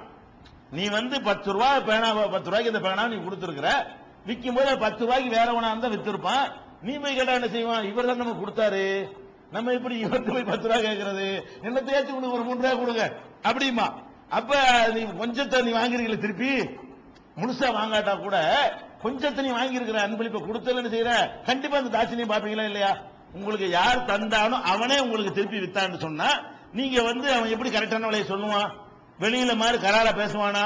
ஒரு வியாபாரி எப்படி பேசுவான் அந்த மாதிரி பேசுவான், விற்க இயலுமா? அதனால ஒருத்தருக்கு அன்பளிப்பை கொடுத்தா அந்த அன்பளிப்பை விற்கலாம். எப்படி நடக்குதுன்னு பாருங்க. உமர் ரலியல்லாஹு அன்ஹு அவர்கள் ஒரு ஆளுக்காக என்ன செய்யறாங்கன்னா, குதிரையை அன்பளிப்பா கொடுக்கறாங்க. இந்த குதிரையை நீ வச்சுக்கப்பா அப்படின்னு கொடுத்துறாங்க. கொடுத்து விட்டு கடத்தருக்கு ஒரு நாள் போறாங்க. அது அந்த ஆளு சந்தையில வித்துட்டு இருக்கிறாரு. யாராவது குதிரை வேண்டா வாங்கிக்கிறங்க, அவருக்கு என்ன கஷ்டமோ, அவருக்கு என்ன அன்பளிப்பை கொடுத்தா வச்சுக்கிட்டு தான் அவனுக்கு கிடையாது, அவர் விருப்பம். அன்பளிப்பை வித்துனா, நான் கொடுத்த அன்பளிப்பு வித்துட்டான்னு சொன்னா கூட நீங்க அதை திரும்பி எதிர்பார்க்கறீங்கன்னு அர்த்தம். அன்பளிப்புனா என்ன, நீ விக்கிறாந்தா வித்துக்க, வைக்கிறாந்தா வச்சுக்க, வேற ஆள் கொடுக்கறாந்தா கொடுத்துக்க, அது ஒரு அன்பளிப்பு. நம்ம என்ன செய்யறோம், அன்பளிப்பு கொடுத்துட்டு நீங்க எனக்கு ஒரு அன்பளிப்பானா கொடுத்தேன்னு வைங்களேன், நான் அது அவர்கிட்ட கொடுத்தேன்னு வைங்க, இவனுக்கு நான் ஒரு அன்பளிப்பு கொடுத்தேன் வேற ஆள் கொடுத்துட்டான் அப்படின்னா நீ என்ன எதிர்பார்க்கறன்னு அர்த்தம். நீ எனக்கு தானே கொடுத்த, என்னுடைய ஆயிடுச்சுல, என்னுடைய ஆன பிறகு நான் வச்சுக்கிட்டா என்ன, நான் விருப்பமான ஒரு ஆளு கொடுத்தா என்ன, அல்லது நீ பேனாதான் என்கிட்ட வச்சுக்கன்னு நினைக்கிறேன், எனக்கு அதை விட ஒரு நெருக்கடி காசு தேவைப்படுது, எனக்கு ஒரு வாட்சியை கொண்டாந்து கொடுக்குறீங்க, இந்த வாட்சி இப்ப எனக்கு தேவையில்லை, 100 ரூபாய் எனக்கு இப்ப தேவை, நான் என்ன செய்வேன், வாட்சி 100 ரூபாய், அதான் எனக்கு முக்கியம். ஒரு மனுஷனுக்கு என்ன தேவையோ அதுக்கு தான் யூஸ் பண்ணிக்கிறோம், அவனுக்கு தேவை என்னன்னு உங்களுக்கு தெரியாது. அப்ப நீங்க ஒரு அன்பளிப்பை கொடுத்துட்டீங்கன்னு சொன்னா அதை அவன் என்ன செய்யணும்னு நீங்க டிசைட் பண்ணக்கூடாது. அவன் நினைச்சா வச்சுக்கிடுவான், நினைச்சா வேற ஆள் கொடுப்பான், நினைச்சா விக்குவான், அவன் என்ன வேணாலும் செய்வான்.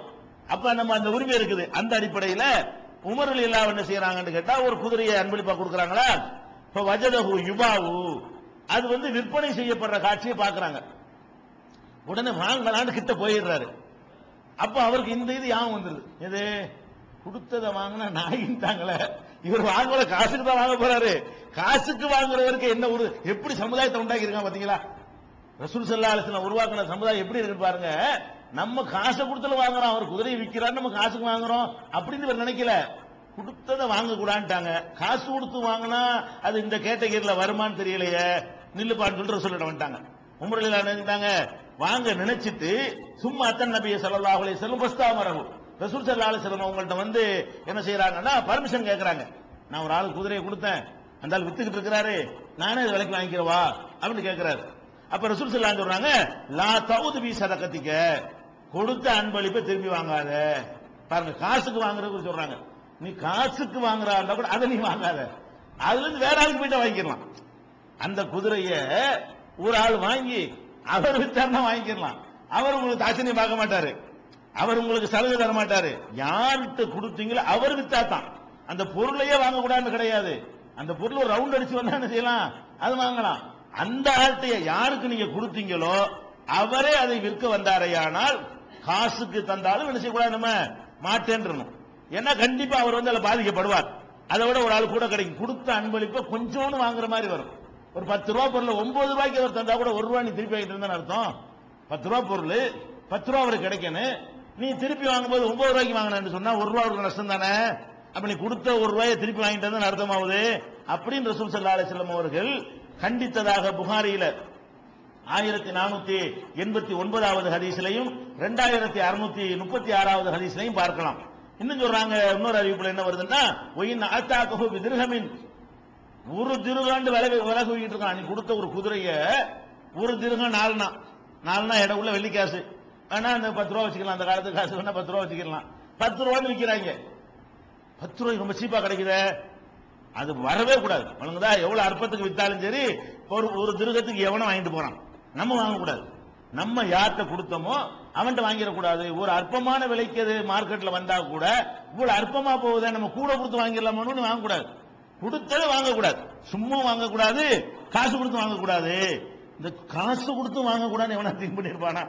இதுல சின்ன ஒரு மைனூட்டா கவனிச்சா தான் இதுல உள்ள அநியாயம் உங்களுக்கு தெரியும். என்ன காசு கொடுத்தா வாங்குறேன் நீங்க நினைப்பீங்க, உள்ள நுணுக்கமா கவனிச்சாதான் காசு கொடுத்து அன்பளிப்பு தந்தவன்ட்ட ஒருத்தன் எப்படி பேரம் பேசுவான், அப்ப அவனுடைய நிலை எப்படி ஆகும், அவனுக்கு அதுல உள்ள நஷ்டம் என்ன, இதையெல்லாம் மனுஷன் கவனிக்க மாட்டான், படைச்சவன் கவனிப்பான். இது அல்லாஹ்வுடைய மார்க்கமா இருக்கிறதுனால அதையெல்லாம் பார்க்கணும். வேற ஆள்கிட்ட கொடுத்தா இவனுக்கு 10 ரூபா கிடைக்குமே, இவன்கிட்ட கொடுத்தா 8 ரூபா தானே கிடைக்கும், இவனை எப்படி வாங்க விடுறது, கூடாது போ கடை அப்படின்னு சொல்லி அந்த யாருக்கு அன்பளிப்பு செலுத்தப்பட்டுச்சோ அவன் பக்கம் உள்ள நியாயத்தை கவனித்து இஸ்லாம் சொல்கிறது. இந்த ஹதீஸ் ஒரு திருகத்தை கொடுத்தாலும் வாங்கிக் கொள்ள கூடாது என்பது புகாரியில 1490, 3003, 2623 ஆகிய ஹதீஸ்களை நம்ம பார்க்கிறோம். அப்ப இந்த மாதிரியான ஒரு அடிப்படைகளை இந்த விருந்துகளுக்கு போகும் பொழுது, அன்பளிப்பு கொடுக்கும் பொழுது இந்த விஷயங்கள்ல பேணிக் கொள்ளணுங்கிறது உலகம் கவனிக்காத, உலகம் கண்டுகொள்ளாத, இது ஒரு பிரச்சனையாகவே எடுத்துக்கொள்ளாத விஷயமாக இருக்கிறது. இது மாதிரியான ஒரு நாகரிகத்தையும் இஸ்லாம் உலகத்துக்கு கற்றுத் தருகிறது. அடுத்து ஒரு முக்கியமான விஷயம் என்ன என்று கேட்டால், தனித்து விளங்குற எல்லாத்தையும் நிறைய சொல்ல வேண்டியிருக்கு. அப்ப தனித்து விளங்குவதில் இன்னொரு மேட்டர் என்னன்னு கேட்டா, எல்லா மனிதர்களுமே அவங்களுடைய சாதி, அவங்களுடைய இனம், அவங்களுடைய மதம் என்கிற அடிப்படையில தான் நியாயம் வழங்குறதை, கொடுக்கல் வாங்கலை எல்லாம் வச்சுக்கிட்டு இருப்பாங்க. வெளியில என்ன சமத்துவம் பேசுறவங்களா இருந்தாலும் சரி, என்ன நம்ம எல்லாம் மனிதர்கள்லாம் ஒண்ணு அப்படின்னு சொல்லிக்கிறோம். அதெல்லாம் எதுக்கு மேடைக்கு சொல்லிக்கிறவானே தவிர, மற்ற விஷயங்கள் வரும்போது, பெரிய பெரிய உதவிகள் செய்யணும் வரும்பொழுது அவன் எதை கவனிப்பான், நம்ம ஆளு, நம்ம இனம், நம்ம சாதி அப்படிங்கிறது எல்லா மனுஷனுக்குள்ள இருக்குது, ஊடுருவி இருக்கிறத பாக்குறோம். ஒரு கடை வச்சிருக்கான்னு வைங்களேன், கடையில் வேலைக்கு சேர்க்க வேண்டியிருக்கு, எல்லாம் ஜமான்னு சொல்லிக்கிறோம். அவன் ஜாதி ஆளையா தான் சேர்ப்பான். வெளியில நாங்க எல்லாம் ஜமம், நாங்க எல்லாரும் சகோதரத்துவம் அப்படின்னு சொல்லிக்கிறோம். டிவில எல்லாம் விளம்பரம் கொடுப்பான், ரம்ஜானுக்கு எங்கள்கிட்ட துணி வாங்க அப்படின்னு அதெல்லாம் சொல்லிக்கிறோம். ஆனா என்ன செய்ய மாட்டான், ஒரு ஆளை கூட சேர்க்க மாட்டான். இப்படியானவர்கள் எல்லாம் என்ன இருக்கிறாங்க, சமுதாயத்தில் இருக்கிறாங்க. இன்னும் சொல்ல போனால் அவன் மதத்தை சொல்லி நீங்க எந்த மதத்துக்காரன்ட்ட வாங்க, எங்க மதத்துக்காரங்கிட்ட தான் கொள்முதல் பண்ணுவோம், எங்க சாதிக்காரன்ட்ட தான் பண்ணுவோம், அந்த சாதித்தை போய் வாங்காத, இந்த மதத்தில் போய் வாங்காத என்று சொல்லி இந்த மதத்தின் அடிப்படையில் வேறுபாடு உண்டு. எதுல வேறுபாடு உண்டு அதுல வச்சுக்கிறேன். எதுல வேறுபாடு, வணக்கத்துல வேறுபாடு, அவன் வணக்கத்தை அவன் செய்யறான், உன் வணக்கத்தை நீ செஞ்சுட்டு போ. கொள்கையில வேறுபாடு, அவன் கொள்கை அவன் கடைப்பிடிப்பான், உன் கொள்கை அவன் கொள்கை போய் நீ செய்யின்னு சொல்லக்கூடாது. அவன் கொள்கை அவன் செய்வான், உன் கொள்கை நீ செஞ்சுட்டு போ. அது மாதிரி சடங்கு சம்பிரதாயங்கள்ல வேறுபாடு, ஒரு மதத்துக்கு இன்னொரு மதத்துக்கு மத்தியில ஆயிரக்கணக்கான வேறுபாடுகள் இருக்கும். அந்த வேறுபாடுகள் எல்லாம் விட சொல்லி நம்ம இஸ்லாம் சொல்லல.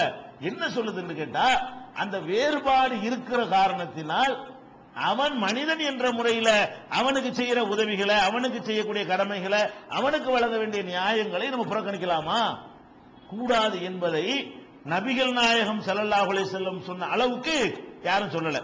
மற்றவங்க சொல்லி இருப்பாங்க, நடைமுறைப்படுத்துறது கிடையாது.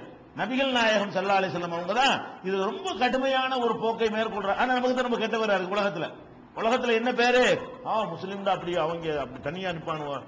தனியா எதுல நிப்போம், கொள்கையில நிப்போம், கோட்பாடுல நிப்போம், வணக்க வழிபாடுகளை நிப்போம், கொடுக்கிறது உதவி செய்யறதுல அப்படி நிப்போம். அப்படி நிக்க சொன்ன மார்க்கம் சொல்லல.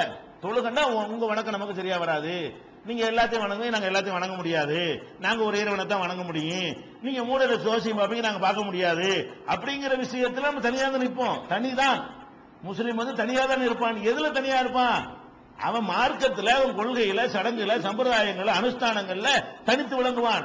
மனிதன்கிற முறையில செய்யற உதவிகளையும் தனிச்சு வழங்குவானா, வழங்கக்கூடாது.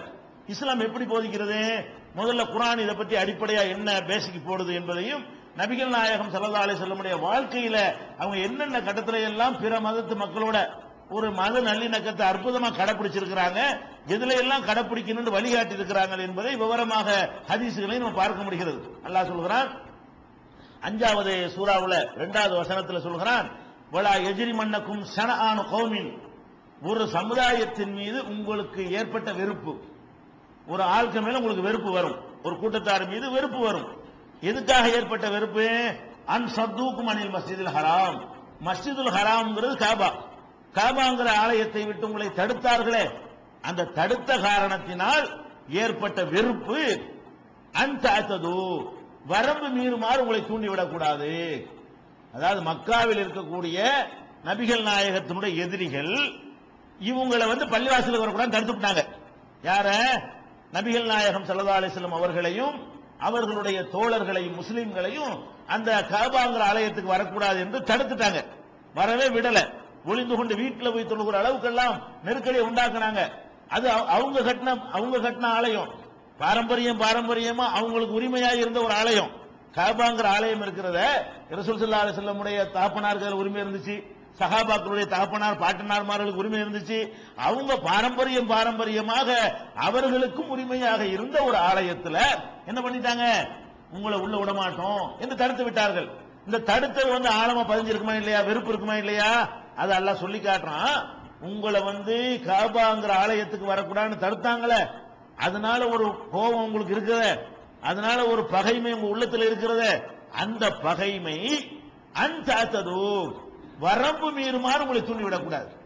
அப்படி செஞ்ச காரணத்தினால அவனுக்கு வழங்குற நியாயத்தை நான் வழங்க மாட்டேன், அவனுக்கு செய்ய வேண்டிய கடமைகளை நான் செய்ய மாட்டேன் என்று உங்களை தூண்டிவிடக்கூடாது. எப்படி நீங்க நடந்து கொள்ளணும்? அலல் பிர்ரி வத்தக்வா, நல்ல காரியங்களுக்கும் இறையச்சத்தை அடிப்படையாக கொண்ட காரியங்களுக்கும் ஒருவருக்கு ஒருவர் உதவியாக இருங்கள். வலாத் ஆவணும் அலல் இஸ்மி உழுதுவான், பாவத்திற்கும் வரம்பு மீறுவதற்கும் ஒருத்தருக்கு ஒருத்தர் உதவியாக இருக்காதீர்கள் என்று 5வது அத்தியாயத்தில் 2வது வசனத்தில் அல்லாஹ் சொல்லி காட்டுகிறான். அதாவது ஒருத்தர் நமக்கு அநியாயம் செஞ்சா கூட அவர் ஒரு நல்ல காரியத்துக்கு உங்கள்கிட்ட கேட்கிறார், நீங்க என்ன செய்யக்கூடாது, இவன் தான் நம்மளை தடுத்தவன், சாப்பிடவே வழியில் சாப்பாடு வாங்கிட்டாங்கன்னு கேட்கிறார். நீங்க என்ன செய்யணும்? இவனுக்கு சோறு கொடுக்க கூடாது. ஏன்? நம்ம வரக்கூடாதுன்னு சொன்னால, இவன் தானே பள்ளியாசல் வரக்கூடாதுன்னா இவனுக்கு நான் சாப்பாடு போட மாட்டேன் அப்படின்னு சொல்லி நல்ல காரியங்களை செய்வதற்கு இந்த உங்களை பாதிச்ச ஒரு காரியம் இருக்குத, அது தடையாயிடக்கூடாது, தடை செய்யறது தூண்டிடக்கூடாது என்று அல்லாஹ் இந்த நமக்கு எதிரிகளாக இருப்பவர்களுக்கு கூட அவர்களுக்கு உதவி செய்ய வேண்டிய கட்டம் வந்தால் செஞ்சிடணும் அப்படின்னு கட்டளை இருக்கிறான்.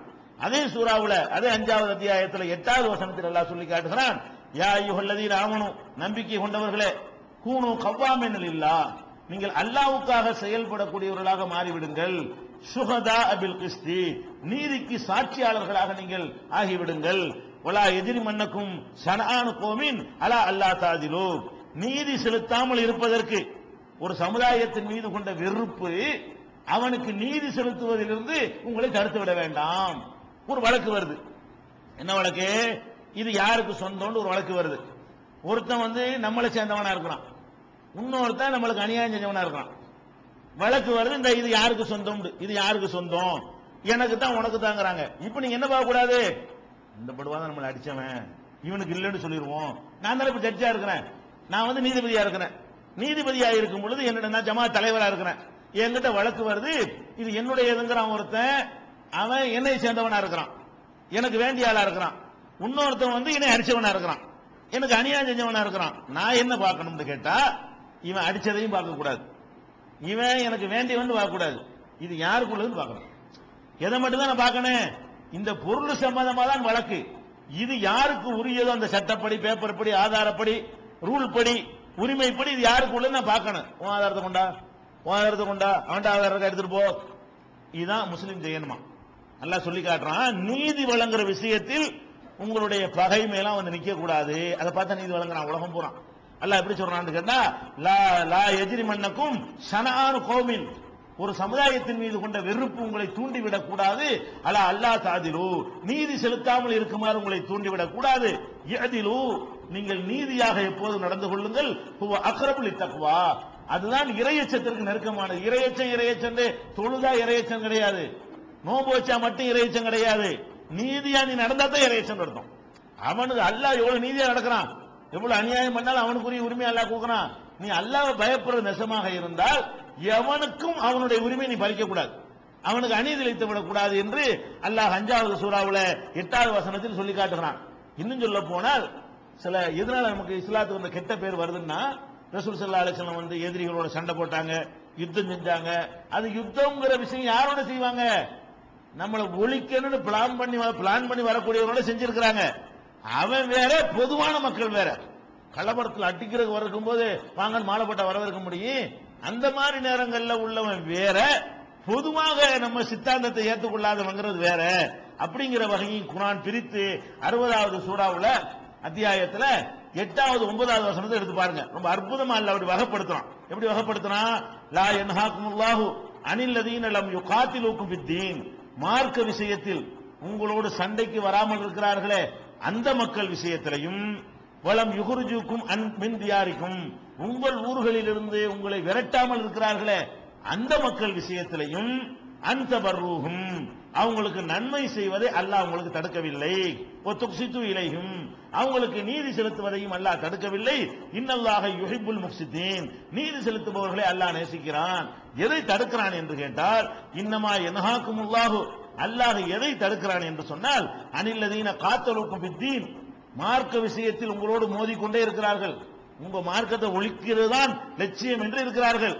அஹ்ரஜுக்கும் மின் தியாரிக்கும், உங்களுடைய நாடுகளை விட்டு ஊர்களை விட்டு உங்களை விரட்டி விட்டார்கள், அப்படிப்பட்ட கூட்டமாக இருக்கிறார்கள்.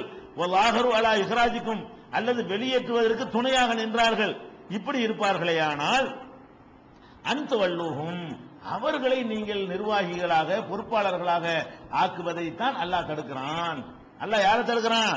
உங்களை விரட்டி ஊரை விட்டு விரட்டினவன் போய் உன் காரியத்தினுடைய நிர்வாகி அவனை நியமிச்சிடாத, நீ மேனேஜர் ஆக்கிப்படாத, அவன் கையில பொறுப்பை படைச்சிடாத.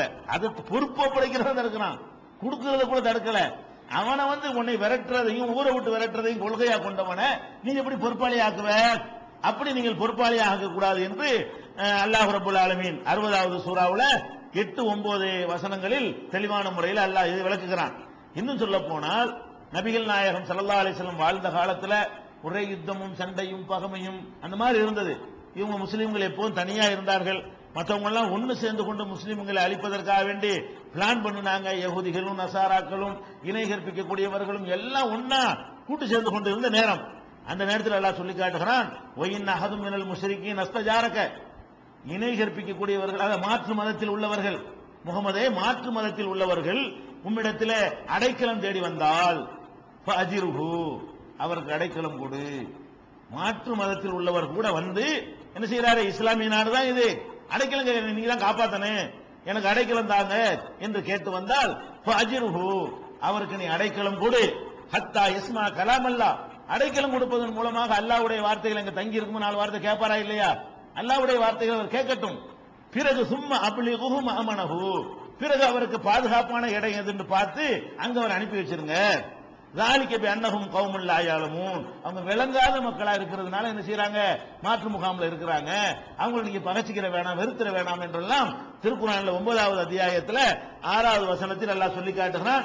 இதெல்லாம் வந்து பொதுவாக இறைவன் காட்டக்கூடிய அறிவுரைகள். நபிகள் நாயகம் ஸல்லல்லாஹு அலைஹி வஸல்லம் அவங்க வாழ்நாள்ல அவங்க எப்படி நடந்துக்கிட்டாங்க? உலகத்துல மனித நேயம் பேசுறாங்களே, இவங்க மாதிரி நடக்கவே இயலாது, யாரும் நடக்க முடியாது. எப்படி நடக்கிறாங்க? நபிகள் நாயகம் ஸல்லல்லாஹு அலைஹி வஸல்லம் அவர்கள், இதை முதல்ல ஒரு அடிப்படை நீங்க மனசுல வச்சுக்கிட்டாதான் இது விளங்கும். நபிகள் நாயகம் ஸல்லல்லாஹு அலைஹி வஸல்லம் அவர்கள் மக்காவில் இருக்கிற வரைக்கும் பயங்கரமான கஷ்டத்திலையும் ரொம்ப இழிவுபடுத்தப்பட்டும் அழிக்கப்பட்டும் உதைக்கப்பட்டும் பலவிதமான துன்பங்களுக்கு ஆளாக்கப்பட்டும் தான் அவங்களுடைய 13 வருஷ காலம் ஓடியது. பிறகு எங்க போயிட்டாங்க? மதீனாவுக்கு போயிட்டாங்க. மதீனாவுக்கு போய் 1 வருஷத்துக்குள்ளேயே அந்த ஊர் மக்களை எல்லாம் வென்றெடுத்து, அப்புறம் 2 வருஷத்துக்குள்ளேயே சுற்று வட்டாரத்தெல்லாம் வென்றெடுத்து, 3 வருஷத்துக்குள்ளேயே இன்னும் அரபு கோத்திரங்களை பூரா வென்றெடுத்து, 4-5 வருஷத்துக்குள்ள ஒரு பெரிய சாம்ராஜ்யத்தை வென்றெடுத்து ஒரு சக்கரவர்த்தி ஆயிட்டாங்க. 3 வருஷத்துக்குள்ளேயே இன்னும் அரபு கோத்திரங்களை பூரா வென்றெடுத்து 4-5 வருஷத்துக்குள்ள ஒரு பெரிய சாம்ராஜ்யத்தை வென்றெடுத்து ஒரு சக்கரவர்த்தி ஆயிட்டாங்க. நபிகள் நாயகம் ஸல்லல்லாஹு அலைஹி வஸல்லம் அவர்கள் மதீனாவுல போய் முதல் 1 வருஷம் தான் கொஞ்சம் சாதாரணமா மத்தவங்களா இருந்தாங்க. 1 வருஷத்துக்குள்ள என்னவாச்சு? அவங்க பக்க மக்கள் கூட்டம் கூட்டமா சேர ஆரம்பித்த உடனே அது ஒரு பெரிய ஒரு வல்லரசாக உருவாயிடுச்சு. அந்த நேரத்தில் அந்த மதீனாவுல நபிகள் நாயகம் ஸல்லல்லாஹு அலைஹி வஸல்லம் வாழ்ந்த மதீனாவுல யகூதிகள் இருந்தார்கள், நசாராக்களும் இருந்தார்கள். அவங்கள கட்டாயப்படுத்தி வாழத்தை காட்டி இஸ்லாத்துக்கு கொண்டு விடுவான்லாம் சொல்லல. அந்த நாட்டில் என்னஞ்சாங்க அவங்களும் வாழ்ந்து கொண்டு இருந்தாங்க. எந்த அளவுக்கு வாழ்ந்தார்கள் பாருங்களேன். அதுல நபிகள் நாயகம் காட்டின மனித நேயத்தையும் பாருங்க. ஒரு யகூதி பெண்மணி, யகூதி பெண் என்ன பண்றாள்னு கேட்டா, நபிகள் நாயகம் ஸல்லல்லாஹு அலைஹி வஸல்லம் அவர்களுக்கு சாப்பிடுறதுக்காக இறைச்சி கொண்டு வர்றேன்னு கொண்டு வந்து கொடுக்குறாங்க பொம்பளை. அந்த இறைச்சியில என்ன இருக்குதுன்னு கேட்டா விஷம் கலந்து சமைக்கப்பட்டிருக்கிறது. ஆட்டு இறைச்சியை கொண்டாந்து அந்த பொம்பளை கொடுக்குது. அந்த ஆட்டு இறைச்சியில என்ன இருக்குது, விஷம் கலந்து அதுல வைக்கப்பட்டிருக்கிறது. நபிகள் நாயகம் அவங்க என்ன செஞ்சாங்க, அந்த இறைச்சியை வந்து சாப்பிட்டாங்க. சாப்பிட்ட உடனே அவங்களுக்கு அதனால அந்த வாயில சில பாதிப்புகள்லாம் ஏற்படுகிறது. அப்ப வந்து சஹாபாக்கள் தெரிஞ்ச போது இது விஷம் ஊட்டப்பட்டது அப்படின்னு தெரிஞ்சிருச்சு. உடனே என்ன செய்யறாங்கன்னு கேட்டா, அந்த பொம்பளையை நாங்க காலி பண்ணி கொண்டுட்டுமா கொலை பண்ணிட்டுமான்னு கேட்கிறாங்க. நபிகள் நாயகம் ஸல்லல்லாஹு அலைஹி வஸல்லம் அவர்கள் அதை கூப்பிட்டு வர விசாரிக்கிறாங்க. அகமதுல வரக்கூடிய அறிவிப்புல, நீ எதுக்காக இப்படி கொடுத்த, அவரை கொல்றதுக்கு தான் கொடுத்தேன் அப்படின்னு இந்த பொம்பளை வர தைரியமா சொல்லுது. அப்ப நபிகள் நாயகம் ஸல்லல்லாஹு அலைஹி வஸல்லமுக்கு எதிரிகள் அந்த சமூகத்தில் இருந்தும் கூட, எதிரிகள்ல பெரிய எதிரிகளாக இந்த யூதர்கள் யகூதிகள் தான் என்ன செஞ்சாங்க இருந்தாங்க. யகூதிகள் இருந்தும் கூட அவங்க கொடுக்கிற உணவை வாங்கி சாப்பிடுற அளவுக்கு எங்க நினைஞ்சாங்க, அந்த அந்த நெருக்கத்தை வச்சிருந்தாங்க. தைரியமா கொண்டாந்து பொம்பளை கொடுக்க வருதுல, கொண்டாந்து கொடுக்க வரணும்னு அந்த காலத்துல என்ன பண்ணுவாங்க, மன்னருக்கு சாப்பாடு கொடுக்கறதுக்காக வேண்டி அதுக்கு ஆள் வச்சிருப்பாங்க. அந்த காலத்து ராஜாக்களுக்கு வந்து விருந்து கொடுக்கறத என்ன செய்யணும், சாப்பிட்டு பாக்குறதுக்குன்னு ஒருத்தனை வச்சிருப்பானுவோ. எதுக்காக வேண்டி, அவன் சாவாம இருந்தா ராஜா சாப்பிடுவாரு. சமையல்காரனை சரி கட்டி விஷத்தை கலந்துருவாங்கல்ல, அப்ப சமையல்காரனை சரி கட்டி விஷத்தை கலந்து கொடுத்துட்டா ராஜா செத்து போயிருவாரு. அப்ப ராஜாட்ட ஒரு ஆள் என்ன டேஸ்ட் பாக்குறதுக்குன்னு சம்பளத்தை வச்சிருப்பாங்க. அதுக்கு என்ன ஒரு பேரும் சொல்லுவாங்க. அந்த ராஜா பக்கத்துல இருப்பாரு. சோறு வந்து என்ன செய்வார், ராஜா உட்காந்து பார்த்துட்டு இருப்பார். அவன் திங்கணும். தின்னுட்டு என்ன செய்ய பாப்பாரு, சாவல கொண்டா. அவ இப்படி எல்லாம் டெஸ்ட் பண்ணி எப்படி பயந்து பயந்து வாழ்ந்துருக்காங்க. நபிகள் நாயகம் ஸல்லல்லாஹு அலைஹி வஸல்லம் அப்படிலாம் டெஸ்ட் பண்ணிட்டு ஆள் வைக்கல. என்ன செஞ்சாங்க, அவ்வளவு நம்பிக்கை. நம்ம என்ன யாருக்கு எந்த கெடுதி செஞ்சோம், வரட்டுமே வரட்டுமே வந்தா வரட்டுமேங்கிற மாதிரி இருந்தாங்க. ஒரு ஜனாதிபதி, ஒரு சக்கரவர்த்திய அந்த உயிரையே வைத்திருக்கிறார்கள் அந்த மக்கள் நபிகள் நாயகம் ஸல்லல்லாஹு அலைஹி வஸல்லம் அவர்கள் மீது. அப்படிப்பட்ட ஒரு தலைவரை, ஒரு ஆன்மீக தலைவரை, ஒரு சமுதாய தலைவரை, ஒரு அரசாங்கத்தினுடைய முதல் குடிமகனை வந்து கொல்றதுக்கு பிளான் பண்ணா சும்மா விடுவாங்களா? அது கொலைக்கு கொலை பண்ணிட்டுமான்னு கேட்கிறாங்க. அப்ப நபிகள் நாயகம் என்ன சொல்றாங்க, லா இல்ல வேணாம் விட்டுருங்க. இது புகாரியில 2617வது ஹதீஸா இடம்பெற்றிருக்கிறது. இதுல இன்னொரு விஷயத்தை நீங்க கவனிக்கணும். நபிகள் நாயகம் ஸல்லல்லாஹு அலைஹி வஸல்லம் கொண்டு வந்த மார்க்கத்துல இந்த மாதிரியான செயல்களும் கடும் தண்டனை உண்டு. யாரு செஞ்சாலும் சரி, முஸ்லீம் செஞ்சாலும் சரி, இந்த கொலைக்கு கொலை தான், கண்ணு தான், பல்லுக்கு பல்லு தான், விஷத்தை கொண்டாந்து திங்க சொன்னீங்களே, நீ அந்த விஷத்தை நீ தின்னு சொல்றதா அதுக்கு இஸ்லாமிய ஆட்சியில் உள்ள சரியான தண்டனை. ஆனால் தன் சம்பந்தப்பட்டதுன்னு வரும்போது பாருங்க, இதுவே வேற ஆளுக்கு செய்யப்பட்டிருந்தால், வேற ஆள் செஞ்சிருந்தால் அந்த நியாயத்தை வழங்கியிருப்பாங்க. நபிகள் நாயகத்தினுடைய அந்த மனித நேயம் எந்த அளவுக்கு அளவு கடந்து இருந்தது என்று சொன்னால், தன்னை கொல்ல வந்ததுன்னு தெரிஞ்ச கூட மன்னிக்கிறாங்க. மன்னிச்சுட்டா தண்டனை கிடையாது. நபிகள் நாயகம் எப்படிப்பட்ட மனித நேயத்தை கொண்டு வர்றாங்கன்னு கேட்டா, விடு போயிட்டேரிமா அப்படின்னு சொல்லி என்ன செய்யறாங்க, தன்னை கொலை செய்ய முயற்சித்தவர்களுக்கு கூட. அப்ப இது என்ன வழங்குறோம், அவங்களுடைய ஆட்சியில வந்து முஸ்லிம் அல்லாத அந்த யகூதிகள் எப்படி இருந்தார்கள், எவ்வளவு கண்ணியமா இருந்தார்கள். நபிகள் நாயகத்தை வந்து சந்திக்கிற அளவுக்கு இருந்திருக்கிறாங்களே, நினைச்சவனும் சந்திக்க முடியுது, சாப்பாடை கொண்டாந்து கொடுக்க முடியுது. இவங்க கொடுத்த சாப்பாடை சாப்பிடுற அளவுக்கு அவ்வளவு நட்பு முறையில பழகி இருக்கிறாங்க. இப்படி ஒரு தலைவர் வந்து பிற மக்களோட, சிறுபான்மை மக்களோட இப்படி நெருங்கி பழகி நம்ம பார்க்க முடியுமான்னு கேட்டா பார்க்க முடியாது. இது புகாரில 2617வது ஹதீஸ்ல பார்க்கிறோம். அதே மாதிரி வந்து நபிகள் நாயகம் ஸல்லல்லாஹு அலைஹி வஸல்லம் அவர்கள் நஜ்துங்கிற ஒரு ஏரியாவுக்கு, அந்த ஏரியாவில் உள்ள தீய சக்தியை ஒழிப்பதற்காக வேண்டி ஒரு படை நடத்தி செல்கிறார்கள். அந்த மாதிரி போர்கள் ரசூலுல்லாஹ் நபிகள் நாயகம் காலத்தில் சாதாரணமாக நடந்தது. திரும்பி வந்து கொண்டிருக்கும் பொழுது ஒரு பகல் நேரத்தில் அவங்களுக்கு அசதி மேலிடுகிறது. ரசூல் ஸல்லல்லாஹு அலைஹி வஸல்லம் சஹாபாக்கள் போயிட்டு வந்துகிட்டு இருக்கிறாங்க. ரொம்ப டயர்டா இருக்குது, அசதியா இருக்கிறது. அசதியா இருந்த உடனே அங்கே ஒரு மரங்கள்லாம் உள்ள ஒரு இடத்தை பார்க்கறாங்க. இந்த இடத்துல நம்ம கொஞ்சம் லேசா என்ன செய்வோம், சின்னதா ஒரு குட்டி தூக்கம் போட்டு போவோம், பிரயாணம் பண்ணி நம்ம டயர்டா இருக்கிறோம் அப்படின்னு ரசூல் ஸல்லல்லாஹு அலைஹி வஸல்லம் சொன்ன உடனே அந்த இடத்துல இறங்குறாங்க. எங்க பார்த்தாலும் முள் மரங்களா இருக்கிறது. நபிகள் நாயகம் ஸல்லல்லாஹு அலைஹி வஸல்லம் என்ன செய்யறாங்கன்னா, ஒரு மரத்தை பார்த்து அவங்க ஒரு பக்கத்தில் ஒதுங்கிட்டாங்க. ஒவ்வொரு சஹாபாக்கள் அவங்கவுங்க ஒரு மரத்துல போய், பெரிய ஆலமரமா இருந்தா ஆலமரத்துக்குள்ள 100 பேர் உட்கார முடியும், முள்ளு மரத்துக்கு எத்தனை பேர் உட்கார முடியும், ஒரு ஆள் தான் உட்கார முடியும். சின்ன சின்ன நிழல் தான் இருக்கும். அவங்கவுங்க ஒரு மரத்தை தேடி என்ன செஞ்சுட்டாங்க, தனித்தனியா பிரிந்து போய் விட்டார்கள் மக்கள் எல்லாம். அப்ப ரசூல் ஸல்லல்லாஹு என்ன பண்றாங்க, அவங்க எந்த மரத்துக்கு அடியில படுக்க போனாங்களோ அந்த மரத்துல உடைவாளை எடுத்து அப்படி தொங்க விட்டுட்டு உடைவாளோட இப்பவும் இருப்பாங்க. ஆபத்தான காலம் அது. எல்லாரும் உடைவாள் வச்சிருப்பாங்க. சஹாபாக்கள் அவ்வளவு பேருமே என்ன செய்வாங்க, சஹாபாக்கள் மட்டும் இல்ல எல்லா சமுதாய மக்களுமே அந்த சமுதாயத்தில் உள்ள எல்லாருமே என்ன செய்வாங்க, ஆனா போலீஸ் ராணுவம் அந்த காலத்துல கிடையாதுல, அவங்கவுங்களை தான் காப்பாத்திக்கணும், ஒவ்வொருத்தரும் தன்னை தானே தான் காப்பாத்திக்கணும் அப்படிங்கிறதுக்காக வேண்டி எல்லாருமே ஆயுதங்களோட தான் இருப்பாங்க அந்த காலத்துல. அப்ப அந்த வாழை எடுத்து என்ன செய்யறாங்க, மரத்துல தொங்க போட்டு அவங்க தூங்குறாங்க. தூங்கின உடனே என்ன செய்யறாங்கன்னு கேட்டா, அதுக்கு இடையில ஒரு சம்பவம் நடக்கு. அது ரசூலுல்லாஹ்வே சொல்றாங்க. திடீர்னு ரசூல் ஸல்லல்லாஹு அலைஹி வஸல்லம் வந்து எல்லாம் வாங்க வாங்கன்னு சத்தம் போடுறாங்க. சஹாபாக்கள்லாம் அலறி அடிச்சுக்கிட்டு வந்தா ஒரு ஆளை பிடிச்சி வச்சிருக்காங்க ரசூல் ஸல்லல்லாஹு அலைஹி வஸல்லம். ஒரு ஆள் பக்கத்துல என்ன செய்யறாங்க, பிடிச்சி வச்சிருக்காங்க. என்ன மேட்டர்ன்ற உடனே இந்த ஆளு அந்த பிடிச்சி வச்சிருக்காங்கல்ல அந்த ஆள் யாருன்னு கேட்டா மாற்று மதத்துக்காரரு.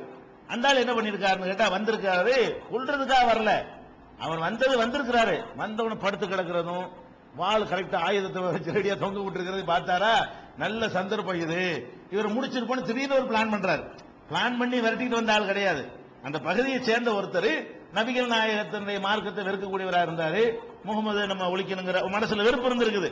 அந்த வெறுப்பை பயன்படுத்தி என்ன செய்யறாருன்னு கேட்டா, அந்த வாளை எடுத்துக்கிட்டு முகமதே உன்னை கொன்றுவேன் அப்படின்னு சொல்லிட்டு தொமை யமுனாவுக்கு மின்னி என்கிட்ட உன்னை யார் காப்பாற்ற முடியும்னு கேட்கிறாரு. நபி ஸல்லல்லாஹு அலைஹி வஸல்லம் அப்படி சாவகாசமா இந்த உட்கார்ந்து என்ன செய்யறாங்க, அல்லாஹ்ங்கறாங்க. யார் அல்லாஹ் தான் காப்பாத்துவான், வேற யாரை காப்பாத்துவார் அப்படின்ற உடனே அவன் ஆச்சரியப்படுறான். அந்த ஆள் என்னது, என்னோட கையில வாள் எடுத்து வச்சு ரோந்தல் தனியா தான் இருக்கிறாரு, மற்றவங்க எல்லாம் தூரத்தில் இருக்கிறாங்க, சத்தம் போட்டா கூட ஆளை காலி பண்ணணும் சேர முடியும். அவனுக்கு என்னதான் சத்தம் போட்டாலும் தலையை சீவன தான் ஆட்கள்லாம் வந்து சேர முடியும். அவ்வளவு தூரத்தில் அங்கங்க மக்கள் எல்லாம் பிரிந்து கிடக்குறாங்க. இந்த ஆள் கொஞ்சம் கூட பயப்படாம ரொம்ப சாதாரணமா நிதானமா அல்லாஹ் காப்பாத்துவான உடனே அந்த சொல்லுல என்ன நடக்குதுன்னு கேட்டா, அந்த ஆள் நடுங்கி போயிட்டாரு. என்ன இவ்வளவு போல்ட்டா இருந்தா சாதாரண பயந்து நடுக்குவார்னு பார்த்தோம், இல்லப்பா என்ன விட்டுருப்பா அப்படின்னு சொல்லுவாருன்னு நினைச்சவன் ஆள் எடுக்கிறான். நபிகள் நாயகம் என்ன பண்றாங்க, சாதாரணமா சொன்ன உடனே அந்த ஆள் நடுங்கி போய் கையில உள்ள வாழை கீழே போட்ட உடனே டக்குன்னு உடனே சுதாரிச்சு ரசூல் ஸல்லல்லாஹு அலைஹி வஸல்லம் வாழை எடுத்துட்டு இப்ப உன்னை யார் காப்பாத்துவா, நீங்க தான் காப்பாத்தணும். அவன் என்ன செய்யறான், அந்த ஆளு நீங்க தான் காப்பாத்தணும். உடனே பிடிச்சி கட்டி போட்டு அப்புறம் கூப்பிடுறாங்க. பாருங்க ரசூலுல்லாஹ்வோட வீரத்துக்கு, நபிகள் நாயகத்துடைய வீரத்துக்கு பெரிய எடுத்துக்காட்டுங்க. ஒரு பிரச்சனை வந்தா சால்வ் பண்ணிட்டு தான் ஆட்களை கூப்பிடுறாங்க. என்ன கூப்பிடல, வட்டம் வந்துட்டா எல்லாம் ஒடியாங்க கூப்பிடல. அந்த ஆளை எப்படி பேஸ் பண்ணுவோம், தன்னந்தனியா ஒண்டிக்கு ஒண்டி பேஸ் பண்ற அளவுக்கு ரொம்ப ஆரோக்கிய திரகாத்திரமான ஆளு ரசூல் ஸல்லல்லாஹு அலைஹி வஸல்லம். அந்த மாதிரியான வாள் சண்டையா இருந்தாலும் சரி, வாகன குதிரையில ஏறி சவாரி செய்யறதா இருந்தாலும் சரி, அதுல எல்லாம் வந்து ரொம்ப முதல் தரமான ஒரு வீரராகத்தான் அவங்க இருந்தாங்க. அதனால என்ன செய்யறாங்க, அந்த ஆளை தனியா பிடிச்சி கட்டி வச்சுக்கிட்டு இந்த ஆளு இப்படி பண்ணிவிட்டான் அப்படின்ற உடனே என்ன செய்யறாங்க, கொஞ்ச நேரம் எல்லாரும் காட்டி விட்டு சரி தொலைஞ்சிட்டு போனா போ பாருங்க, உலம்பு ஆக்கிபு ஜலச பிடிச்சி ஆபால்கிட்ட காட்டிடுவாங்க, இதுதான் வந்திருக்கிறான், தொலைஞ்சிட்டு போறான், போயிட்டு போறான், போட அப்படின்னு சொல்லி விரட்டி விட்டுட்டு உட்கார்ந்துட்டாங்க ரசூல் ஸல்லல்லாஹு அலைஹி வஸல்லம். இப்ப வந்து இது புகாரியில வந்து 2910 நீங்க பார்க்கலாம், 4137 பார்க்கலாம், 4139, 2913 இந்த இடத்துல எல்லாம் புகாரியில இது வந்து பதிவு செய்யப்பட்டிருக்கிறது. இதுல நம்ம என்ன விளங்குறோம், பிற மதத்துக்காரர்கள் மீது கொலை செய்ய வந்தவர்கள் மீதும் கருணை. புடிச்சு வெட்டி போச்சுட்டு போனா அவங்க குடும்பத்தார் கூட தெரியாது, காடு மக்கள் நடமாட்டம் இல்லாத ஒரு இடம். அப்ப கூட இல்லாத சஹாபாக்கள் மட்டும்தான் இருக்கிறாங்க, வேற சமுதாயத்துக்காரன் சாட்சி கூட கிடையாது. அவங்க அப்படி நடந்துக்கிட்டாங்களா, ஓடு ஓடு குழஞ்சு போ அப்படின்னு சொல்லி நினைச்சிட்டாங்க. ரசூல் ஸல்லல்லாஹு அலைஹி வஸல்லம் அவரை அனுப்பி வச்ச காட்சியை நம்ம பார்க்கிறோம். இப்படி எல்லாம் பிற மதத்தவர்கள் என்பதற்காக ரசூலுல்லாஹ் யாரையும் வெறுத்தது கிடையாது. அது சொல்ல தனக்கே கேடு செய்ய வந்தவர்களாக இருந்தாலும் கூட மன்னிக்கிறதுல வந்து சிறந்த நல்லா சொல்லிட்டான்ல, தண்டிக்கிறது சட்டமா இருந்தாலும் நீங்கள் மன்னிக்கிறதா சிறந்ததுங்கிறான்ல, அதுக்கு முதல் முன்மாதிரியா இருக்கிறாங்க பிற மதத்தவர் விஷயத்துல. அதே மாதிரி நபிகள் நாயகம் ஸல்லல்லாஹு அலைஹி வஸல்லம் காலத்துல சுமாமான்னு ஒருத்தர் இருந்தார். இந்த சுமாமாங்கிறவர் யாருன்னு கேட்டா, இவர் வந்து ரொம்ப ஒரு தனி ஆட்சியை ஒரு பக்கத்தில் உட்கார்ந்து பண்ணிட்டு இருக்கிறார். தன்னுடைய ஊர்ல வந்து ரொம்ப பெரிய ஒரு ஆட்சி பண்ணிக்கிட்டு இருக்கிறார். ஆட்சியில் என்ன பண்றாருன்னு கேட்டா, நிறைய கொள்ளை இஸ்லாமுடைய யாராவது சொன்னாங்கன்னா தீர்த்து கட்டிடுவார். நபிகள் நாயகத்தினுடைய மதீனாவில் அவங்க ஆட்சி இருக்கிறது. இவர் ஒரு பகுதியில் உட்கார்ந்துட்டு என்ன செய்யறாரு, யாராவது வந்து இஸ்லாத்தை ஏத்துக்கிட்டாங்கன்னு சொன்னாலேயே இவர் வந்து கொலை பண்ணிடுவார். இது ரசூலுல்லாஹ்க்கு தெரிய வருது, இதெல்லாம் அநியாயமா இருக்கு, இஸ்லாத்தை ஏத்துக்கிட்டாலே அவன் கொலை பண்றான், இவன் பாட்டு நிர்வாகம் பண்ணிட்டு போக வேண்டியதானே அப்படின்னு என்ன பண்றாங்க, உடனே ஒரு அவனுக்கு எதிராக ஒரு படையை அனுப்புறாங்க. அது எப்படி நீ இஸ்லாத்தை ஏத்துக்கிட்டதுக்காக நீ இப்படி கொள்ளுவ அப்படின்னு சொல்லி ஒரு குதிரை படையை நபிகள் நாயகம் ஸல்லல்லாஹு அலைஹி வஸல்லம் அனுப்புறாங்க. அந்த குதிரை படை போய் என்ன செய்யுது, அந்த ஊரை ஜெயிச்சு ஆளை இழுத்துட்டு வந்தாங்க. யார? இந்த சுமாமாங்கிற ஆளை வந்து கொண்டு வந்து பள்ளிவாசல்ல கொண்டாந்து கட்டிட்டாங்க. பள்ளிவாசல்னா அதான் அங்க ஜெயிலு. நபிகள் நாயகம் ஸல்லல்லாஹு அலைஹி வஸல்லம் காலத்துல பள்ளிவாசல் தான் கோர்ட்டு, பள்ளிவாசல் தான் பள்ளிவாசல் தான் பயிற்சி எடுக்கிற இடம், பள்ளிவாசல் தான் பஞ்சாயத்து பேசுற இடம், பள்ளிவாசல் தான் தான தர்மங்கள் ஜக்காத்து கொடுக்கிற இடம், எல்லாமே தலைமை செயலகம்ங்கிறதுல எல்லாம் வந்து அடங்கி இருக்கக்கூடிய ஒரு இடமாக அது பள்ளிவாசல். அவ்வளவு பிரம்மாண்டமான இடம். அந்த இடத்துல என்ன செய்யறாங்க? ஒரு பக்கத்துல வந்து அவரை கட்டி போட்டுறாங்க. கட்டி போட்ட உடனே நபிகள் நாயகம் ஸல்லல்லாஹு அலைஹி வஸல்லம் அவங்க வர்றாங்க. சுமாமா பார்த்தீங்கன்னா அவரை கொல்றதா கொல்லலாம், அவ்வளவு கொலை பண்ணியிருக்காரு. அவரை வந்து மரண தண்டனை கொடுப்பதாக இருந்தால் அதுக்கு ஏற்ற நிறைய கொலைகளை அவர் பண்ணியிருக்கிறார். அப்ப ரசூல் ஸல்லல்லாஹு என்ன பண்றாங்கன்னு கேட்டா, சுமாமாவே என்ன உன் கருத்து இப்ப என்ன, இப்ப நீ எந்த நிலையில இருக்கிறாய் அப்படின்னு கேட்கிறாங்க. அப்ப சுமாமா என்ன சொல்றாருன்னு கேட்டா, நீங்க என்னை கொலை செஞ்சீங்கன்னு சொன்னா அதுக்கு நான் தகுதியானவன் தான். ஏன்? அவ்வளவு கொலை நான் பண்ணியிருக்கிறேன். நான் வந்து அவ்வளவு கொலை பண்ணியிருக்கிறதுனால நீங்க எனக்கு மரண தண்டனை விதித்தால், நீங்க உங்க கவர்மெண்ட்ல என்ன பிடிச்சிட்டு வந்துட்டீங்க, அரசாங்கத்தை கொலை என்று எடுத்துக்கூட மரண தண்டனை. அப்ப நீங்க எனக்கு மரண தண்டனை கொடுத்தீங்கன்னு சொன்னா நான் வந்து அதுக்கு தகுந்த அளவுக்கு நான் வந்து இன் தக்துல்னி தக்துலு தாதமின், நீங்கள் எனக்கு மரண தண்டனை கொடுத்தால் அதுக்கு தகுதியான ஒருத்தனுக்கு தான் நீங்கள் மரண தண்டனை கொடுக்கிறீர்கள். அதே நேரத்தில் வந்து நீங்க எனக்கு வந்து அருள் புரிந்து என்னை விட்டு விட்டால் நான் நன்றி உள்ளவனா இருப்பேன் அப்படிங்கிறார். அதாவது நீங்க நான் வந்து உங்கள்கிட்ட நான் மறுத்தெல்லாம் பேச தயாரா இல்ல, நான் அப்பாவி, நான் ஒன்னும் செய்யலாம் நான் சொல்ல ரெடியா இல்ல, நான் நிறைய பண்ணி இருக்கிறேன், உங்களுக்கு நிறைய இடைஞ்சல் பண்ணியிருக்கிறேன், உங்க மக்கள் வியாபாரத்துக்கு போகும்போதெல்லாம் வழிப்பறி பண்ணியிருக்கிறேன், உங்க மக்களை எல்லாம் என்னை கடந்து போகும்போதெல்லாம் இணைஞ்சிருக்கிறேன், கொலை பண்ணியிருக்கிறேன், அந்த மாதிரி நிறைய நான் பண்ணதுனால நீங்க கொள்றாந்தாலும் நியாயம்தான், அது அநியாயம் என்னால சொல்ல முடியாது. ஆனால் நீங்கள் எனக்கு அருள் புரிஞ்சீங்க என்று சொன்னா, இறக்கம் காட்டினீங்க என்று சொன்னா நான் நன்றி உள்ளவனா இருப்பேன் அப்படின்னு சொல்றாரு யாரு? சுமாமா. ரசூல் ஸல்லல்லாஹு என்ன செய்யறாங்கன்னா ஒண்ணுமே பேசாம போயிட்டாங்க. முதல் நாள் போயிட்டாங்க. ஒரு நாள் புறம் கட்டி வச்சிருக்காங்க. கட்டி வைக்கிறேன்னா என்ன, சாப்பாடு பழம் கொடுத்து அதெல்லாம் இருந்திருக்கும். இரண்டாவது நாள் வருது. இரண்டாவது நாள் வந்து என்ன செய்யறாங்க, என்னப்பா என்ன அபிப்பிராயத்தில் இருக்கிற அப்படி திரும்ப ஒருக்கா கேட்கிறாங்க. நேற்று சொன்னதே அவர் என்ன செய்யறாரு, அப்படியே சொல்றாரு. அப்போ ரசூல் என்ன செய்யறாங்க, ஒரு ரிப்ளையும் சொல்லாம சரின்னு சொல்லிட்டு போயிடுறாங்க. மூணாவது நாள் வர்றாங்க. மூணாவது நாள் வந்த உடனே அதையே தான் நேற்று சொன்ன என்ன செய்யறாரு அவர் சொல்றாரு. உடனே ரசூல் என்ன செய்யறாங்கன்னா, இந்த ஆள் அவுத்து விட்டுருங்க, போகட்டும் அவுத்து விட்டுருங்கன்றாங்க. உடனே அவுத்து விட்ட உடனே ஓடலாம்ல, அவர் அவுத்து விட்டு போறாரு. போய் அங்க இருந்த ஒரு சின்ன குட்டைன்னா குளத்தை விட சின்னதா இருக்கும்ல, குளம்ங்கிறது பெருசா இருக்கு, குளத்துல சின்னதா இருக்கிறது குட்டைமாங்க, குளம் குட்டைலாம் சொல்றாங்க இல்லையா, அந்த சின்ன ஒரு குட்டை ஒண்ணு கிடக்கிறது, அதுல கொஞ்சோண்டு தண்ணி இருக்கிறது. போய் என்ன செய்யறாருன்னா அதுல குளிக்கிறாரு. அவரு தப்பிச்சு போறது தான் அவரை சொல்ல விட்டாங்க, அவுத்து விட்டான்னு அர்த்தம், எங்கடா தொலைஞ்சு போ அப்படின்னு அவரை மன்னிப்பு கொடுத்தாச்சுன்னு அர்த்தம். அவர் குளிச்சுட்டு என்ன செய்யறாரு, திரும்பி வர்றாரு. குளிச்சுட்டு என்ன செய்யறாரு, திரும்பி வர்றாரு.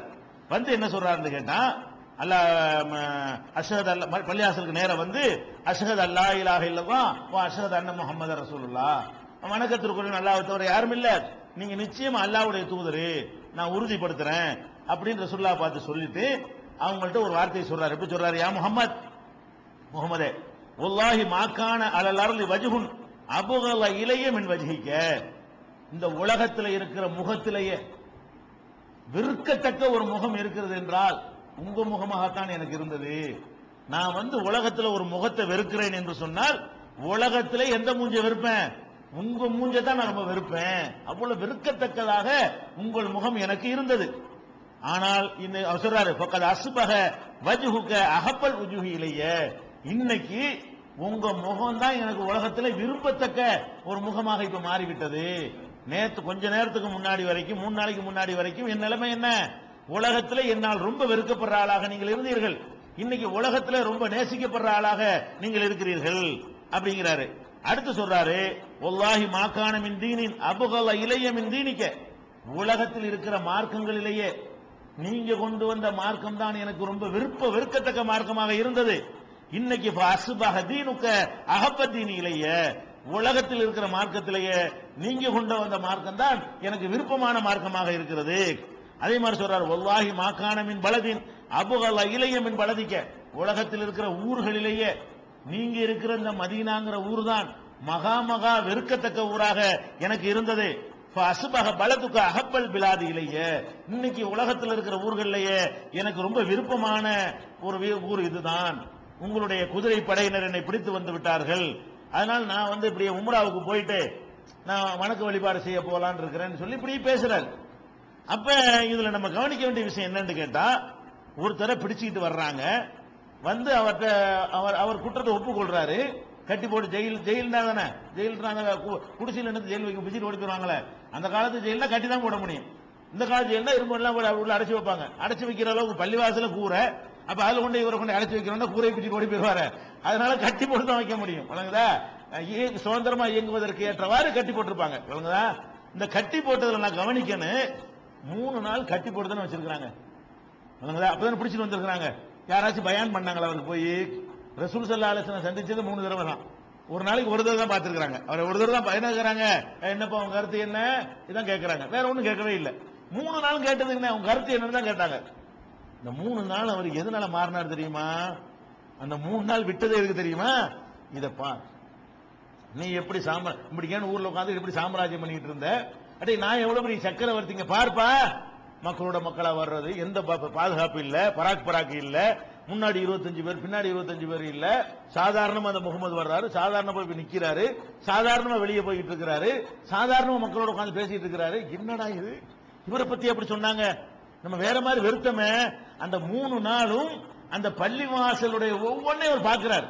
அப்படி அந்த அண்ணன் தம்பியா பழகுறது, சகோதரத்துவமா பழகுறது, நான்கு காட்டுகிறாது, சிம்மாசனம் இல்லாது, அரண்மனை இல்லாதது, கிரீடம் இல்லாதது, தங்க செருப்பு இல்லாதது, கோட்டை இல்லாதது, கொத்தளம் இல்லாதது, படுக்க பாய்தளவாணி கூட இல்லாதது, கட்டில் கூட இல்லாதது, சாப்பிட கூட வழி இல்லாத எல்லாத்தையும் பார்க்கிறாரு. இந்த மனுஷனை போட்டு எதிர்த்தோம், இவ்வளவு நெசமா இவர் சொல்ற உண்மையா தான் இருக்கு.